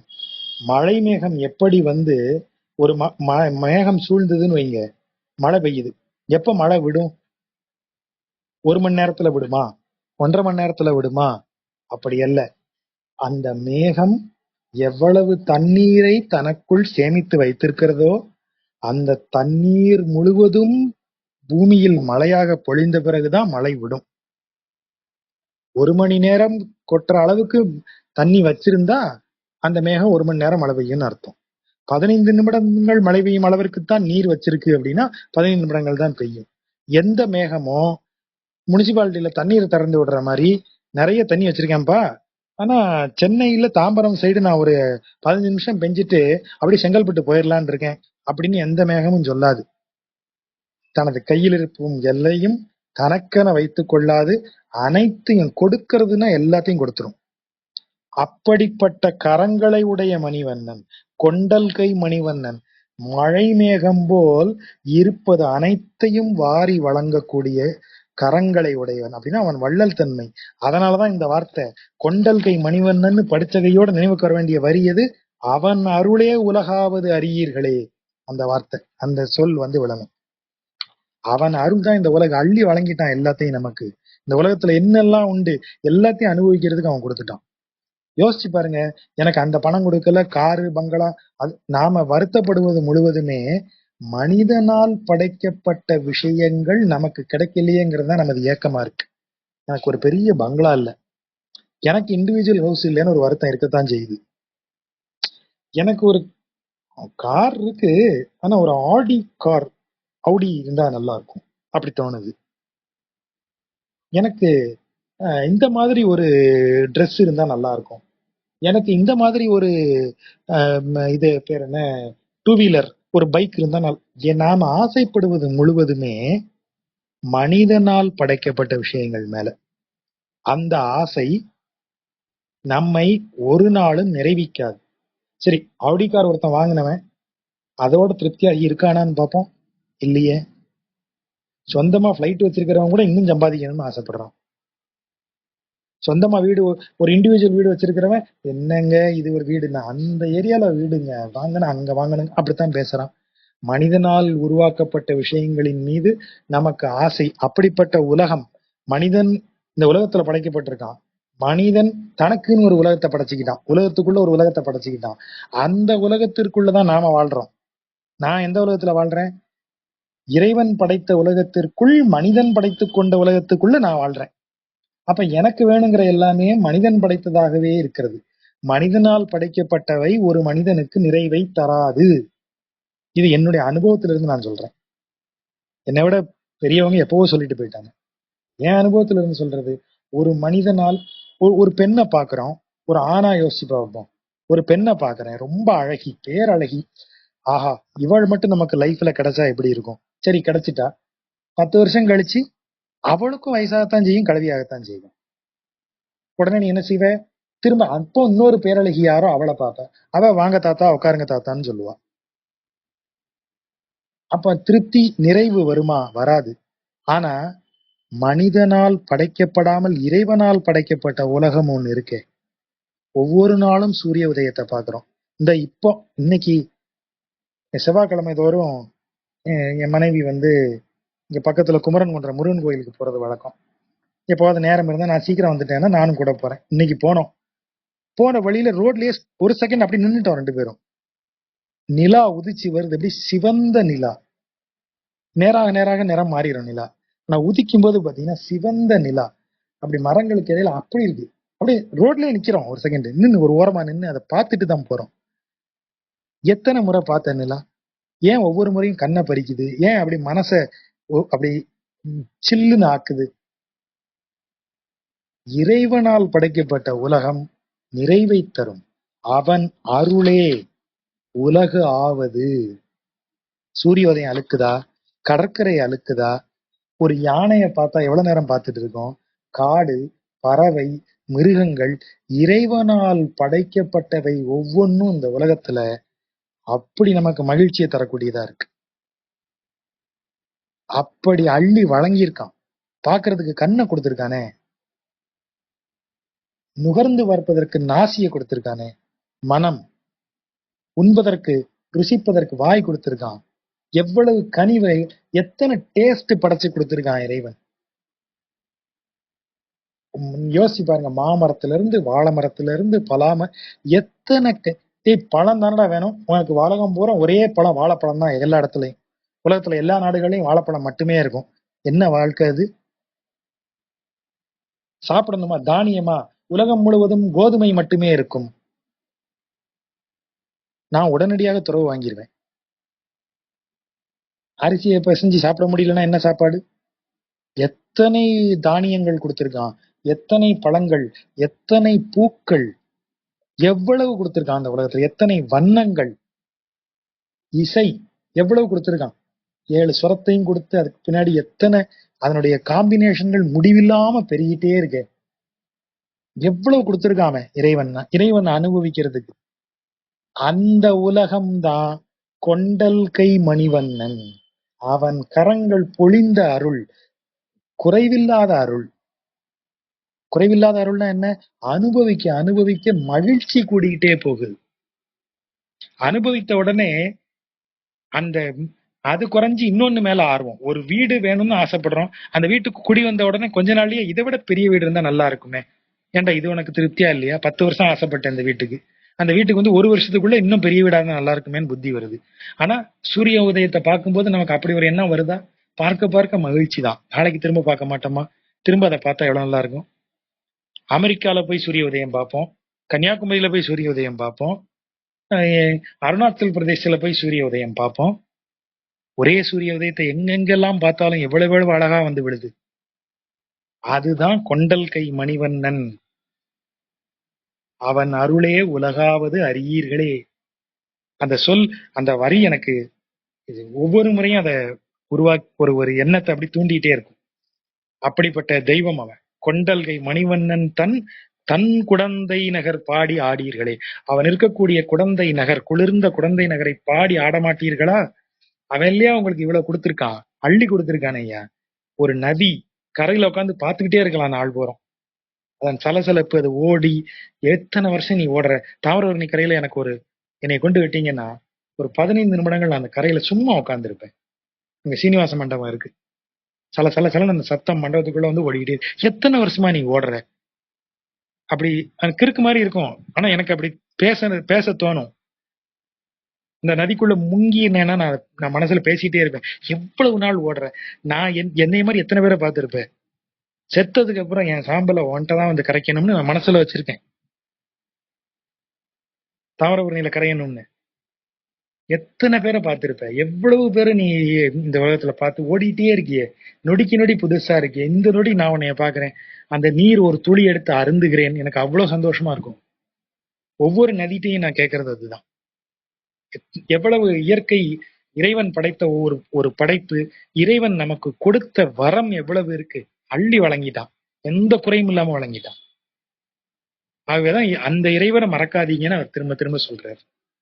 தேவரையும் அசுரரையும் திசைகளையும் கடல்களையும் மற்றும் முற்றும் யாவரையும் ஒழியாமே.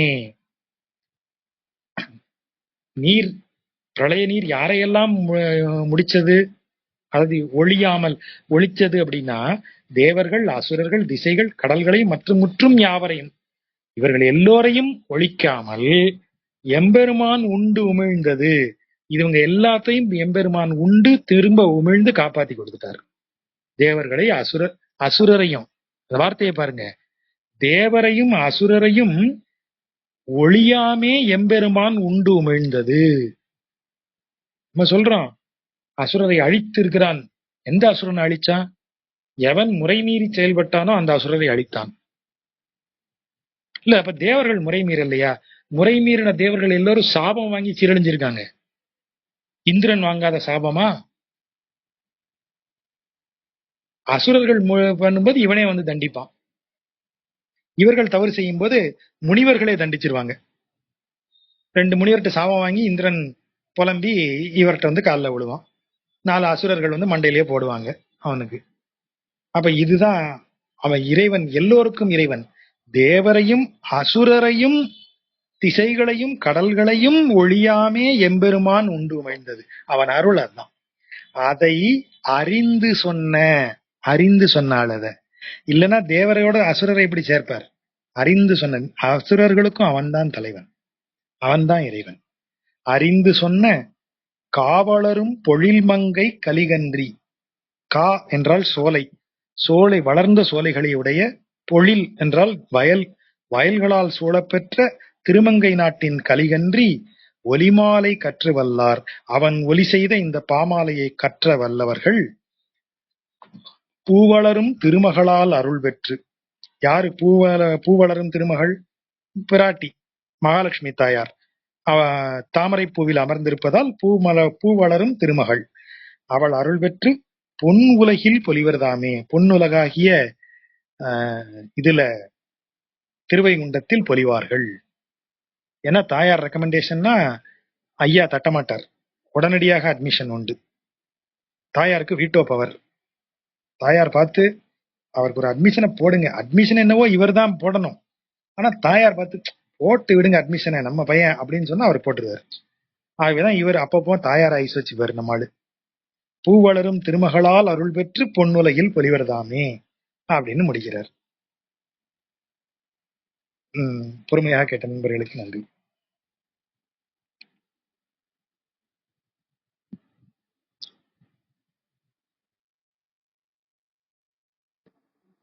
நன்றி ஜாஜா. எப்பொழுதும் போல ரொம்ப சிறப்பா இருந்தது. ரொம்ப பெரிய பெரிய பாசுரங்களா தெரிஞ்சது. ரொம்ப இந்த கொண்டல் கை மணிவண்ணனும் இதுவும் மறக்க முடியாத இருந்தது. 2 வார்த்தை. இந்த உண்டு உமிழ்ந்த எச்சல்ங்கிறது சேஷம் அப்படின்னு சொன்னது ரொம்ப நல்லா இருந்தது. நன்றி ஜாஜா. அந்த பாட்டு சொல்லிட்டே இருந்தேன் இல்லையா, இவருடைய பாட்டு நம்மாழ்வாருடைய பாடல், வணங்கும் துறைகள் பலப்பல ஆக்கி மதிவிகற்பால் பிணங்கும் சமயம் பலப்பல ஆக்கி அவையவைதோறு அணங்கும் பலப்பல ஆக்கி நின்மூர்த்தி பரப்பி வைத்தாய். அப்படி சொல்றாரு அவரு. வணங்கும் துறைகள் பலப்பல ஆக்குன, மதிவிகற்பால் பிணங்கும் சமயம் பலப்பல ஆக்கி. உன்னுடைய புத்தி கோளாறுனால, மதி விகற்பு யாருடைய, நம்முடைய புத்தி கோளாறால நம்ம சமயங்கள் பலப்பலன்னு பிரிச்சுக்கிட்டோமா, ஆனா அப்படி பிரிச்சது அவன் தான். அவை தோறு, அப்படிப்பட்ட ஒவ்வொரு சமயத்திற்கும் அணங்கும் பலப்பல ஆக்கி, அதற்குரிய தெய்வத்தையும் பலது பலதாக வச்சு நின்மூர்த்தி பரப்பி வைத்தாய். உனது மூர்த்தத்தையே, உனது வடிவத்தையே அவர்களுக்கும் கொடுத்தாய். அதுதான் நம்ம இங்க பார்த்தோம். அவனேதான் தெய்வம். இவன் உண்டு உமிழ்ந்த எச்சில் தான் தேவர்கள் நம்ம சொல்றதுக்கு இந்த பாட்டு தான் ரெஃபரன்ஸ். வணங்கும் துறைகள் பலப்பல ஆக்கி மதிவிகற்பால் பிணங்கும் சமயம் பலப்பல ஆக்கி அவையவைதோறு அணங்கும் பலப்பல ஆக்கி நின்மூர்த்தி பரப்பி வைத்தாய். இணங்கும் நின்னோரை இல்லாய் நின்கண் வேட்கை எழுதிப்பவனே அப்படின்னு அந்த பாட்டை நம்மாழ்வார் பாடுறாரு. திருவிருத்தத்துல உள்ளது. பின்னால நம்மாழ்வாரை பார்க்கும்போது இந்த பாடலை வரும்.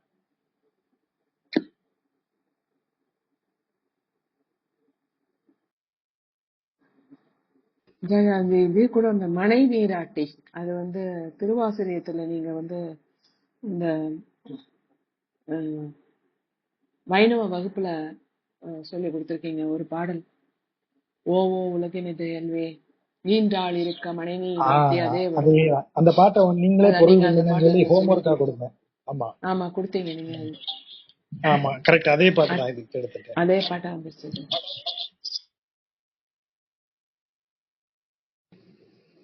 மேடம், நீங்க ஒரு சந்தேகம் ஒண்ணு கேட்டீங்க இல்லையா, அது கேட்கலாமே? அது கேட்டேன். ஜாஜா, இது என்னன்னா, உலகம் உண்டு உமிழறதெல்லாம் எல்லாம் அவருடைய விளையாட்டு. ஏன் அவர் எல்லாத்தையும் படைக்கிறாரு, எல்லாத்தையும் திருப்பி அத்தனையும் விழுங்குறாரு அப்படின்னு நம்ம முன்னாடி எல்லாம் கேட்கும் போது அது அவருடைய விளையாட்டு அப்படின்னு தான் நம்ம இது வரைக்கும் வந்துட்டே இருந்தது. இப்ப பாத்தீங்கன்னா வயிற்றில் வைத்து அவர் காப்பாற்றுகிறார், உள்ள வச்சு காப்பாத்திருக்காரு, அவர்கிட்ட நீங்க நன்றியோட இருக்க மாட்டீங்களா அப்படின்னு கேக்குற மாதிரியும், அவர் எல்லாமே அவருடைய அவர் சேவ் பண்ணாரு அப்படிங்கிற மாதிரி. ஏதோ ஒரு பெரிய பிரளயம் வந்தது, அத நம்மளெல்லாம் சேவ் பண்ணி வச்சிருந்து திருப்பி கொடுத்தாரு அப்படிங்கிற மாதிரி இந்த பாடல் வருதே அப்படின்னு சொல்லி நாங்க வாசிக்கும் போது கேட்டேன். அது ஒரு கேள்வியா என்னன்னு கூட தெரியல எனக்கு இப்போ. ஆனா இதுல நன்றி வைக்கிற மாதிரியும், மற்ற தெய்வங்களை வேண்டக்கூடாது, இந்த ஒரு தெய்வம் இவரே இவ்வளவு சிறப்பானவர்ன்ற மாதிரிதான் இந்த மொத்தமும் வருது. இது நான் கேட்டது இந்த கேள்வி இந்த மாதிரிதான் இருக்கு. ஆமா, அது இறைவன் உண்டு உமிழ்கிறான் என்றால் இறைவனுடைய லீலா விபூதி உலகை ஒவ்வொரு முறையும் புதிதாக படைக்கும்னு சொல்றது. ஆனா அத கதையா சொல்லும் போது எப்படி சொல்லிட்டாங்க, மொத்த உலகமும் அழிந்து இன்னொரு உலகம் பிறக்கும் அப்படின்னு சொல்றாங்க.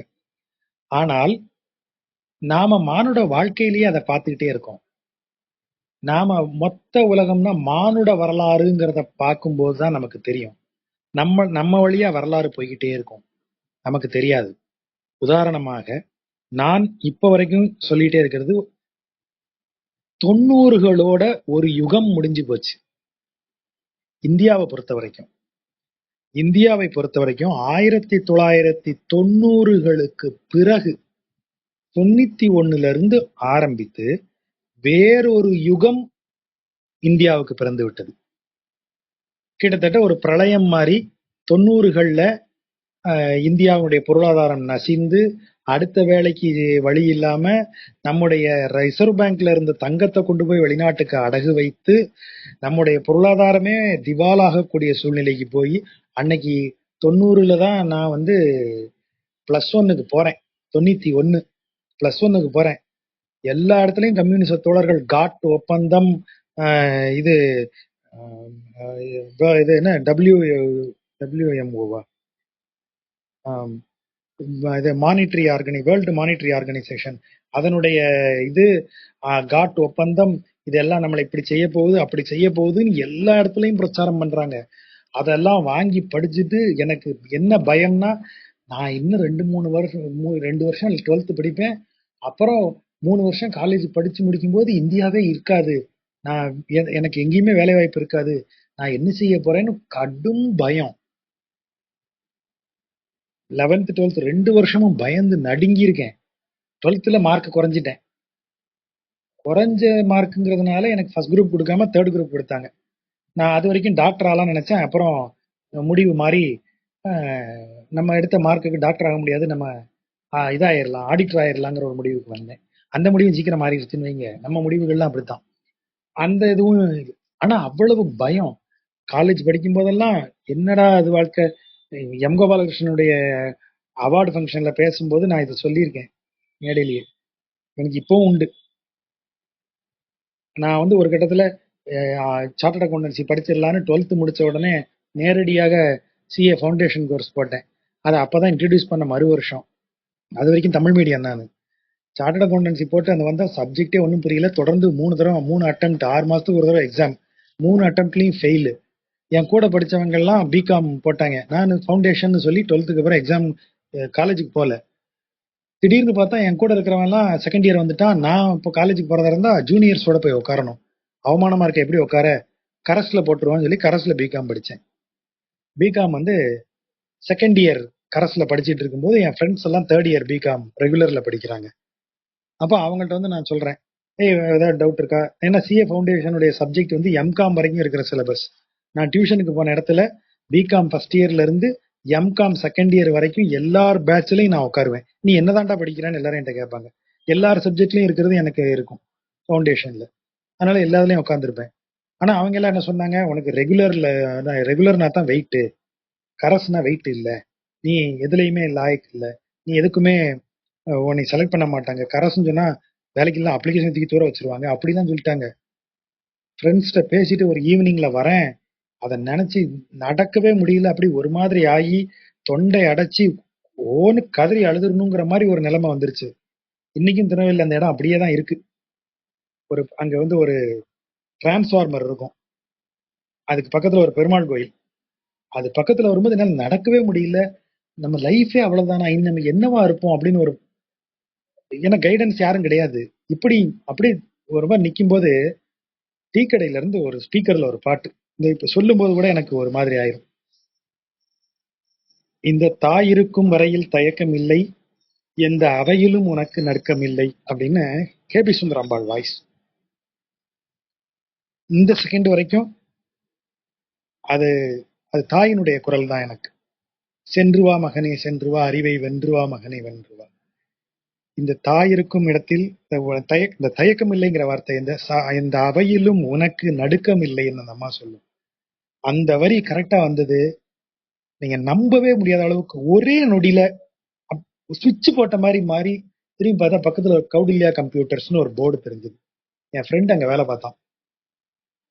அவன் ரொம்ப நாளா சொல்லிட்டு இருந்தான், டேய் நீ வேணா சும்மா கோர்ஸ் சேருடான்னு, நீ சும்மா ஆள் சேர்க்காத அப்படின்னு சொல்லி அவனை நான் கிண்டல் பண்ணிட்டு இருந்தேன். இந்த பாட்டை கேட்டு அந்த செகண்ட் அதுவும் கண்ணில் பட்டது. உடனே போய் அவனை பார்த்து, டேய் நான் கோர்ஸ் சேர்றேன்டா, நான் எவ்வளவு ரூபானா, இவ்வளவு 2500 ரூபா. நான் அப்பாட்ட கேட்டேன், சரிடா நீ சேரு படி, நீ என்ன படிக்கிறியோ படி அப்படின்னாரு அப்பா. அதன் பிறகு என் வாழ்க்கையே மாறிடுச்சு. அங்க சேர்ந்த 3 மாசத்துல நான் ஆசிரியர் ஆயிட்டேன். அதற்கு பிறகு நான் கம்ப்யூட்டர் சென்டர்ல டீச்சர் ஆகி அதுலயே தொடர்ந்து படிச்சு அப்புறம் அப்படியே எனது வாழ்க்கையே வேற ஒண்ணா மாறிடுச்சு. அந்த நாள்ல இருந்து நான் சம்பாதிக்க ஆரம்பிச்சிட்டேன். எதற்கு இவ்வளவு பெரிய வார்த்தையை சொல்றேன்? ஆனால் அன்றைக்கு பயந்து அந்த கம்ப்யூட்டர்னு ஒண்ணு வந்து இந்த இந்தியாவை மாத்தலைன்னா இன்னைக்கு இந்தியா மொத்தமும் சிதறி ஒண்ணும் இல்லாம போயிருக்கும். அன்னைக்கு ஐடி இண்டஸ்ட்ரி வந்து நின்னு எவ்வளவு பேருக்கு வேலை வாய்ப்பு கொடுத்தது தெரியுமா? எத்தனை பேர் தெரியுமா கிராமத்துல இருந்து போய் ஒவ்வொரு ஊரையும் செழிப்பாக்குனது ஐடி தான். எல்லா ஊர்லயும் பிரம்மாண்டமா வீடு கட்டி இருப்பாங்க. பையன் எங்க இருக்கான்னு கேளுங்க, அவன் ஹைதராபாத்ல வேலை பார்க்கறான், பெங்களூர்ல இருக்கான், சென்னையில இருக்கான், யுஎஸ்ல இருக்கான், கனடா போயிருக்கான். இப்படிதான் பேசுறாங்க. ஐடி இண்டஸ்ட்ரி 90களுக்கு பிறகு. ஆனா அந்த 90களுடைய முதல் பாதி 95 வரைக்கும் எந்த நிச்சயத்தன்மையும் இல்லாமல் இருந்தது மொத்த நாடும். அதற்கு பிறகு எழுந்தது பிரளயம்ங்கிறது. அதுதான் ஒரு யுக மாற்றம். நம்ம அதுக்கு நம்மளை தாண்டி நம்ம தலைக்கு மேல ஓடி இருக்கோம். செல்போனே கிடையாத காலத்துல நான் பிறந்தேங்கிறத என் பையனால நம்ப முடியாது. அப்புறம் வீட்டுல டிவி இருக்காது, இன்னொருத்தர் வீட்டுக்கு போய் டிவி பார்ப்போங்கிறது அவனுக்கு ஷாக்கிங்கா இருக்கு. என்னது இன்னொருத்தர் வீட்டுக்கு டிவி போவீங்களா? உங்க வீட்டுல டிவி இருக்காதா? சைக்கிள் வந்து கடன் கேட்பாங்கடா பக்கத்து வீட்டுல இருந்து, உங்க சைக்கிளை கொடுங்க போயிட்டு வந்துடுறோம்னு கேட்பாங்க. அதெல்லாம் அவனுக்கு ஷாக்கிங். சைக்கிள் இல்லாமப்பா கேட்பாங்க. யுகம் மாறிடுச்சு. நாம சென்ற யுகத்துல இருக்கோம். இன்றைய யுகத்துல இருப்பவர்களுக்கு ஒவ்வொன்றும் ஆச்சரியமா இருக்கும். முந்தா நாள் சும்மா வாக்கிங் போனோம். அங்க 90s ஷாப் ஒண்ணு இருந்தது. அதுல இந்த டியூப் மாதிரி பிளாஸ்டிக்ல இந்த கொக்கோ கோலான்னு சொல்லி ஒண்ணு அடைச்சி விற்பாங்க நீளமா. அதை பார்த்த உடனே பழைய ஞாபகம். இது வாங்கலாமா? என் பையன் இது என்னது? இதெல்லாம் எங்களுக்கு சினிமா தியேட்டர்ல நாங்க இதை வாங்கி சாப்பிட்டுட்டே பார்ப்போம்டா. 50 பைசா, ₹1 பெரிய பாக்கெட்டு தருவாங்க. வாங்கி சும்மா தின்னுட்டு தான் திருவழியே வந்தோம். கொஞ்சம் குடும்பமா, கொஞ்சம் கிறுக்கு குடும்பம் மாதிரி யாராவது பார்த்துருப்பாங்க. ஆனா நமக்கு என்ன, நம்ம மகிழ்ச்சி நமக்கு. அதை வாங்கி அது அந்த அந்த வாழ்க்கை அவங்களுக்கு தெரியாது. அப்ப அவங்க ஒரு யுகத்திற்கு பிறகு, ஒரு பிரளயத்திற்கு பிறகு பிறந்தவர்கள். இறைவன் அவங்களை எங்கேயோ பத்திரமா வச்சு கொண்டாந்து இறக்கிட்டான். நான் ஃபியூச்சரை நினைச்சு அவன் இந்த பையன் இன்னைக்கு 10th படிக்கிறான். இவன் 10th அவன் இருக்கிற லட்சணத்தை பார்த்தா நான் 10th நடுங்கிட்டு இருந்தேன். ஒவ்வொரு நாளும் நரகம் எனக்கு 10th. இவன் டிவி பார்த்துட்டு கேம் விளையாடிட்டு தெருவில் கிரிக்கெட் விளையாடிட்டு உட்காந்துருக்கான். அவனை இறைவன் கொண்டு வந்து அப்படி இறக்கிட்டான். என்னைய ஒரு வழியா வேற மாதிரி கொண்டு வந்து இறக்கிட்டான். அப்ப பிரளயமும் இதுவும் ஒவ்வொரு மானிடனுக்கும், ஒவ்வொரு உலகம் ஒவ்வொருத்தனுக்கும் அது நடக்கும். அப்ப இறைவன் ஒவ்வொருத்தனையும் ஒவ்வொரு விதமா காப்பாத்தி கரை சேர்க்கிறான். பிரளயம் எல்லோருக்கும் ஒன்னா வருங்கிறத நான் நம்பல. ஒவ்வொரு மானுடனுக்கும் ஒவ்வொரு உலகம்தான். நீங்க அத்வைதம் படிக்கும்போது அது தெரியும். அத்வைதத்துல அது உண்டு. ஒவ்வொரு மானுடனும் அவனுக்கான உலகத்தை படைத்துக் கொள்ளுகிறான் தான் உண்டு. அது மாயையினுடைய செயல். அதிலிருந்து நம்மை மீட்டு காப்பாற்றி தனது திருவயிற்றில் வைத்து நம்மை கொண்டாந்து விடுறான்னா அது இறைவனின் அருள் என்றவாறாக நான் புரிந்து வைத்திருக்கிறேன்.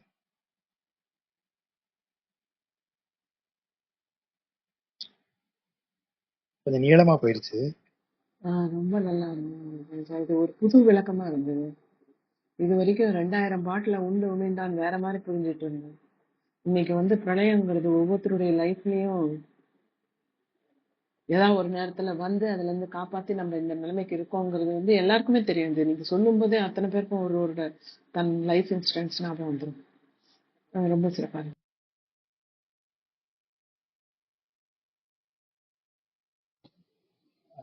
ஜெகா, அப்புறம் இன்னைக்கு இந்த பாசுரங்கள்ல வந்து திருமாலையே வணங்குமாறு அறிவுறுத்தல். அதாவது ஒற்றை தெய்வத்தை நோக்கி ஆழ்வர்களாகட்டும் நாயன்மார்களாகட்டும் எல்லாருமே வந்து சேர்ற இடம் ஒண்ணு இருக்கு.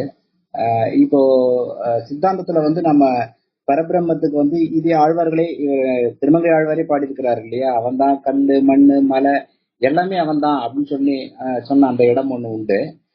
பாக்குறது எல்லாமே அவன் தான் அப்படின்னு சொன்ன இடம் ஒண்ணு உண்டு. இப்ப இங்க வந்து அந்த சகுன பிரம்மம் தான் அப்படின்ற மாதிரி ஒரு ஒரு ஒரு பிடிவாதம் வந்து ஒரு ஒற்றை கடவுளா நிக்கிற மாதிரி ஒரு ஒரு தன்மை தெரியுது. இப்ப இத வந்து அந்த சகுன பிரம்மத்தின் பின்பக்கம் உள்ள சித்தாந்தத்தை வலியுறுத்துறதா புரிஞ்சுக்கலாமா? இதை எப்படி பாக்குறது? இத அது இங்க நம்ம ஏற்கனவே பேசினதுதான். பிரம்மம் அப்படிங்கிற கான்செப்டை ஒரு நாளும் நம்ம வந்து உணர்ந்து கொள்ள முடியாது, புரிந்து கொள்ள முடியாது. அது நம்ம புரிதலுக்கு அப்பாற்பட்டதுன்னு சொல்லியாச்சு. அதனாலதான் நிர்குண பிரம்மத்தை விட்டு சகுன பிரம்மத்துக்கு வந்தோம். விசேஷித்த அத்வைதம்ங்கிற கான்செப்ட அதுதான் இவர் பயன்படுத்துறாரு, ராமானுஜர். அப்போ நமக்காக பொருள் கொள்ளக்கூடிய ஒரு தெய்வமா அவனை மாத்திக்கிறோம் பிரம்மத்தை. அப்படிப்பட்ட தெய்வமாக நாராயணனே விளங்குகிறான் என்று வைணவர்கள் சொல்லுவாங்க. அப்படிப்பட்ட தெய்வமாக சகுன பிரம்மம் தெய்வமாக அப்படி விளங்குவது சிவனே அப்படின்னு சைவர்கள் சொல்லுவாங்க. அப்படி சொல்லும் போது அதை தவிர வேற எதையும் வணங்கக்கூடாது, அது மிஸ்லீடிங்கா தான் போகும்னு சொல்லக்கூடியது ஒரு மரபு. அதை நம்ம எப்படி பார்க்கலாம் அப்படின்னா, சாக்தத்துல அம்பிகை தான் பிரம்மம், நிர்குண பிரம்மத்தின் வடிவம்ங்கிறது தாயார் தான். சகுன பிரம்மமாக அவள் மாறுவதும் தாயார் வடிவமாக ராஜராஜேஸ்வரியாக பரபட்டாரிகாவாக அமர்ந்திருப்பவள். எல்லா மரபுமே அதான் அவர் சொல்றாரு இல்லையா, வணங்கும் துறை பல பல ஆக்கின்னு. எந்த துறைகளா இருந்தாலும் அத்தனை துறைகளும் பிரம்மத்தின் வடிவமாகத்தான் அவங்களுடைய மைய தெய்வத்தை சொல்லுது. பிரம்மத்தை தவிர்த்த இன்னொன்னாக அந்த தெய்வத்தை சொல்லல. எங்கால் பிரம்மெல்லாம் கிடையாதுயா, எங்கால் வேற ஒண்ணு அப்படின்னு எந்த இதுவும் சொல்லல நம்ம அதுல. ஆகவே இங்கு பிரம்மத்தை குறிக்கும் அடையாளமாக ஒவ்வொருவரும் ஒவ்வொன்றை சொல்லுகிறார்கள். ஆனால் அந்த அடையாளத்திற்கு பின்பு அத்தனை பேரும் சொல்வது பிரம்மம் தான், பின்னால இருக்கிறது பிரம்மன் தான் அப்படின்னு எல்லாருமே சொல்றாங்க. அப்போ நான் என்ன செய்யணும்? நான் காவிரி ஆற்றில் நீராட போகிறேன். காவிரியில 10,000 படித்துறைகள் இருக்கு. இந்த 1000 படித்துறையில எது காவிரி? எதுல இறங்கினாலும் காவிரி. ஆனால் நீ குளிக்கணும்னு நினைச்சா ஒரு படித்துறையை தேர்ந்தெடு, அதுல இறங்கு, அதுல குளி, கரையேறு. அவ்வளவுதான். அவ்வளவுதான் இங்க விஷயம். அந்த ஒரு படித்துறை தான் உனக்கு அப்படின்னு சொல்லப்படுவதுதான் நீ இந்த ஒரு தெய்வத்தை தொடர்வாயாக. தொண்டர்கள்னு கூப்பிட்டுதான் சொல்றாரு. தொண்டர்களுக்கு அவர் சொல்றாரு, எப்பா நீ இறைவனுக்கு நாராயணனுக்கு தொண்டராயிட்டனா, நாராயணனை தவிர வேற யாரையும் வணங்கிட்டு தெரியாத, உன்னுடைய எஃபர்ட்ஸ் முன்னும் பின்னுமாயிரும், அதை ஒன்றையே வணங்கு அப்படின்னு சொல்றது. அது எல்லா மரபுலையும் இருக்கிறது.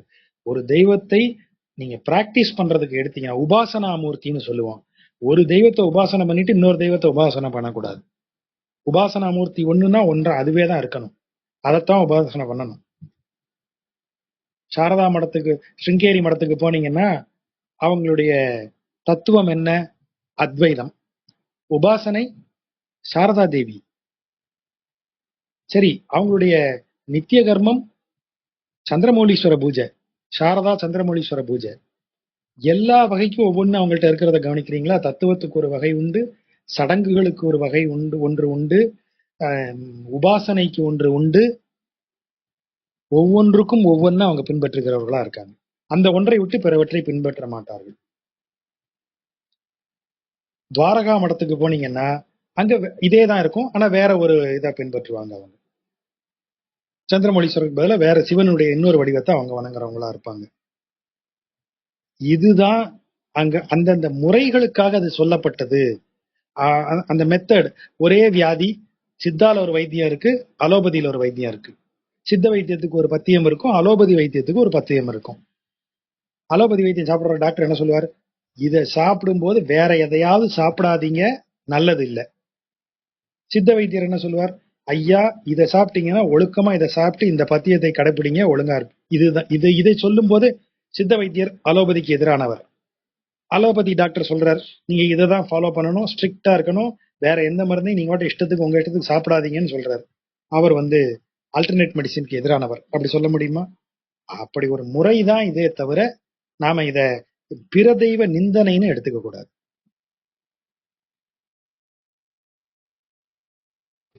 ஆமா, அந்த உபாசனைன்னு வரும்போது ஒரு தெய்வம் தான் அப்படின்றது அப்படிதான் பண்ண முடியும். தியானத்துக்கே ஒரு உருவத்தை தானே எடுத்துக்க முடியும். அதனால ஆமா அதுதான் எக்ஸாக்டா கரெக்ட்.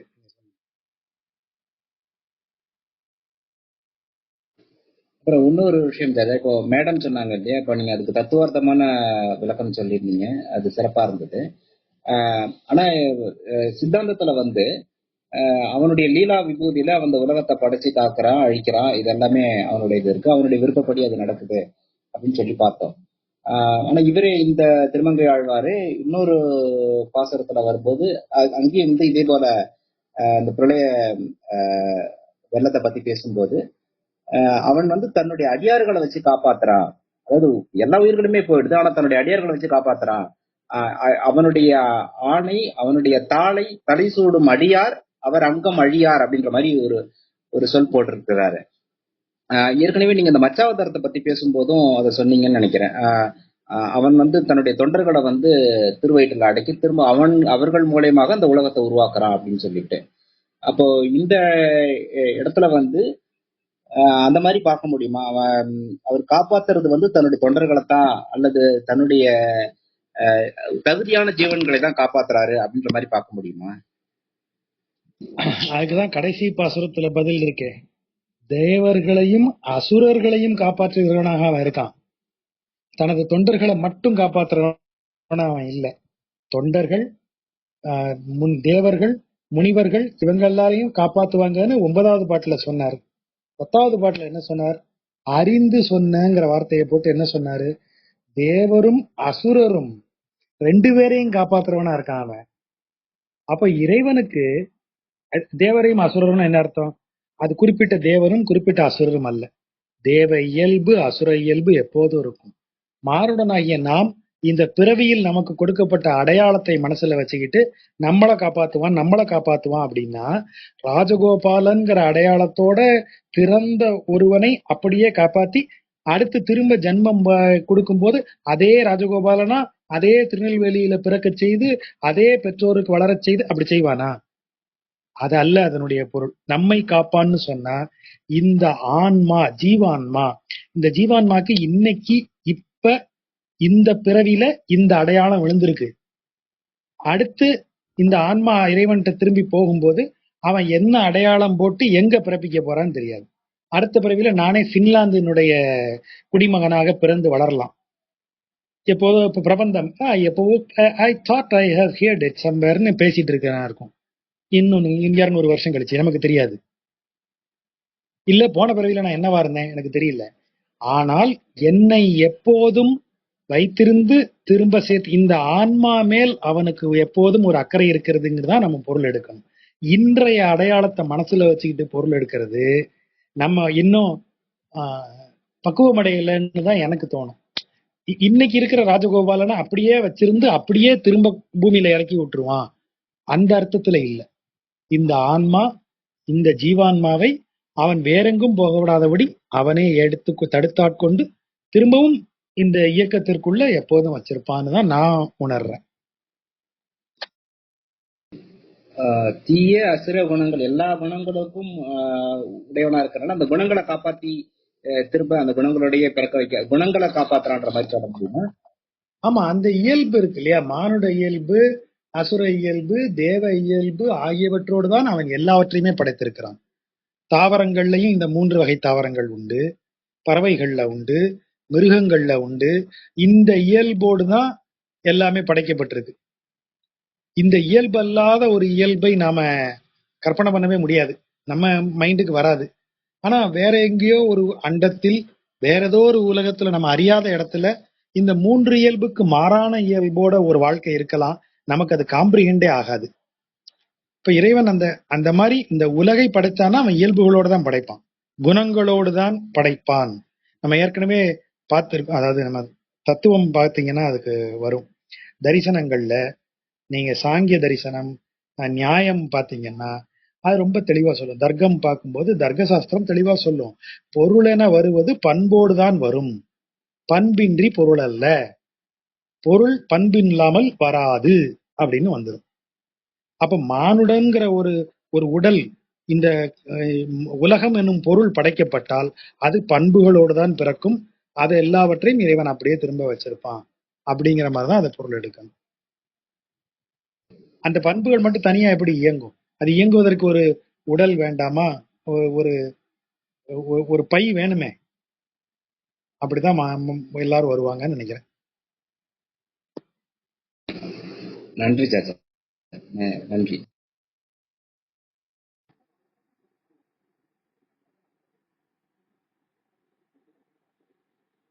யாருக்கும் எந்த கேள்விகளும் முடிச்சுக்கலாமா?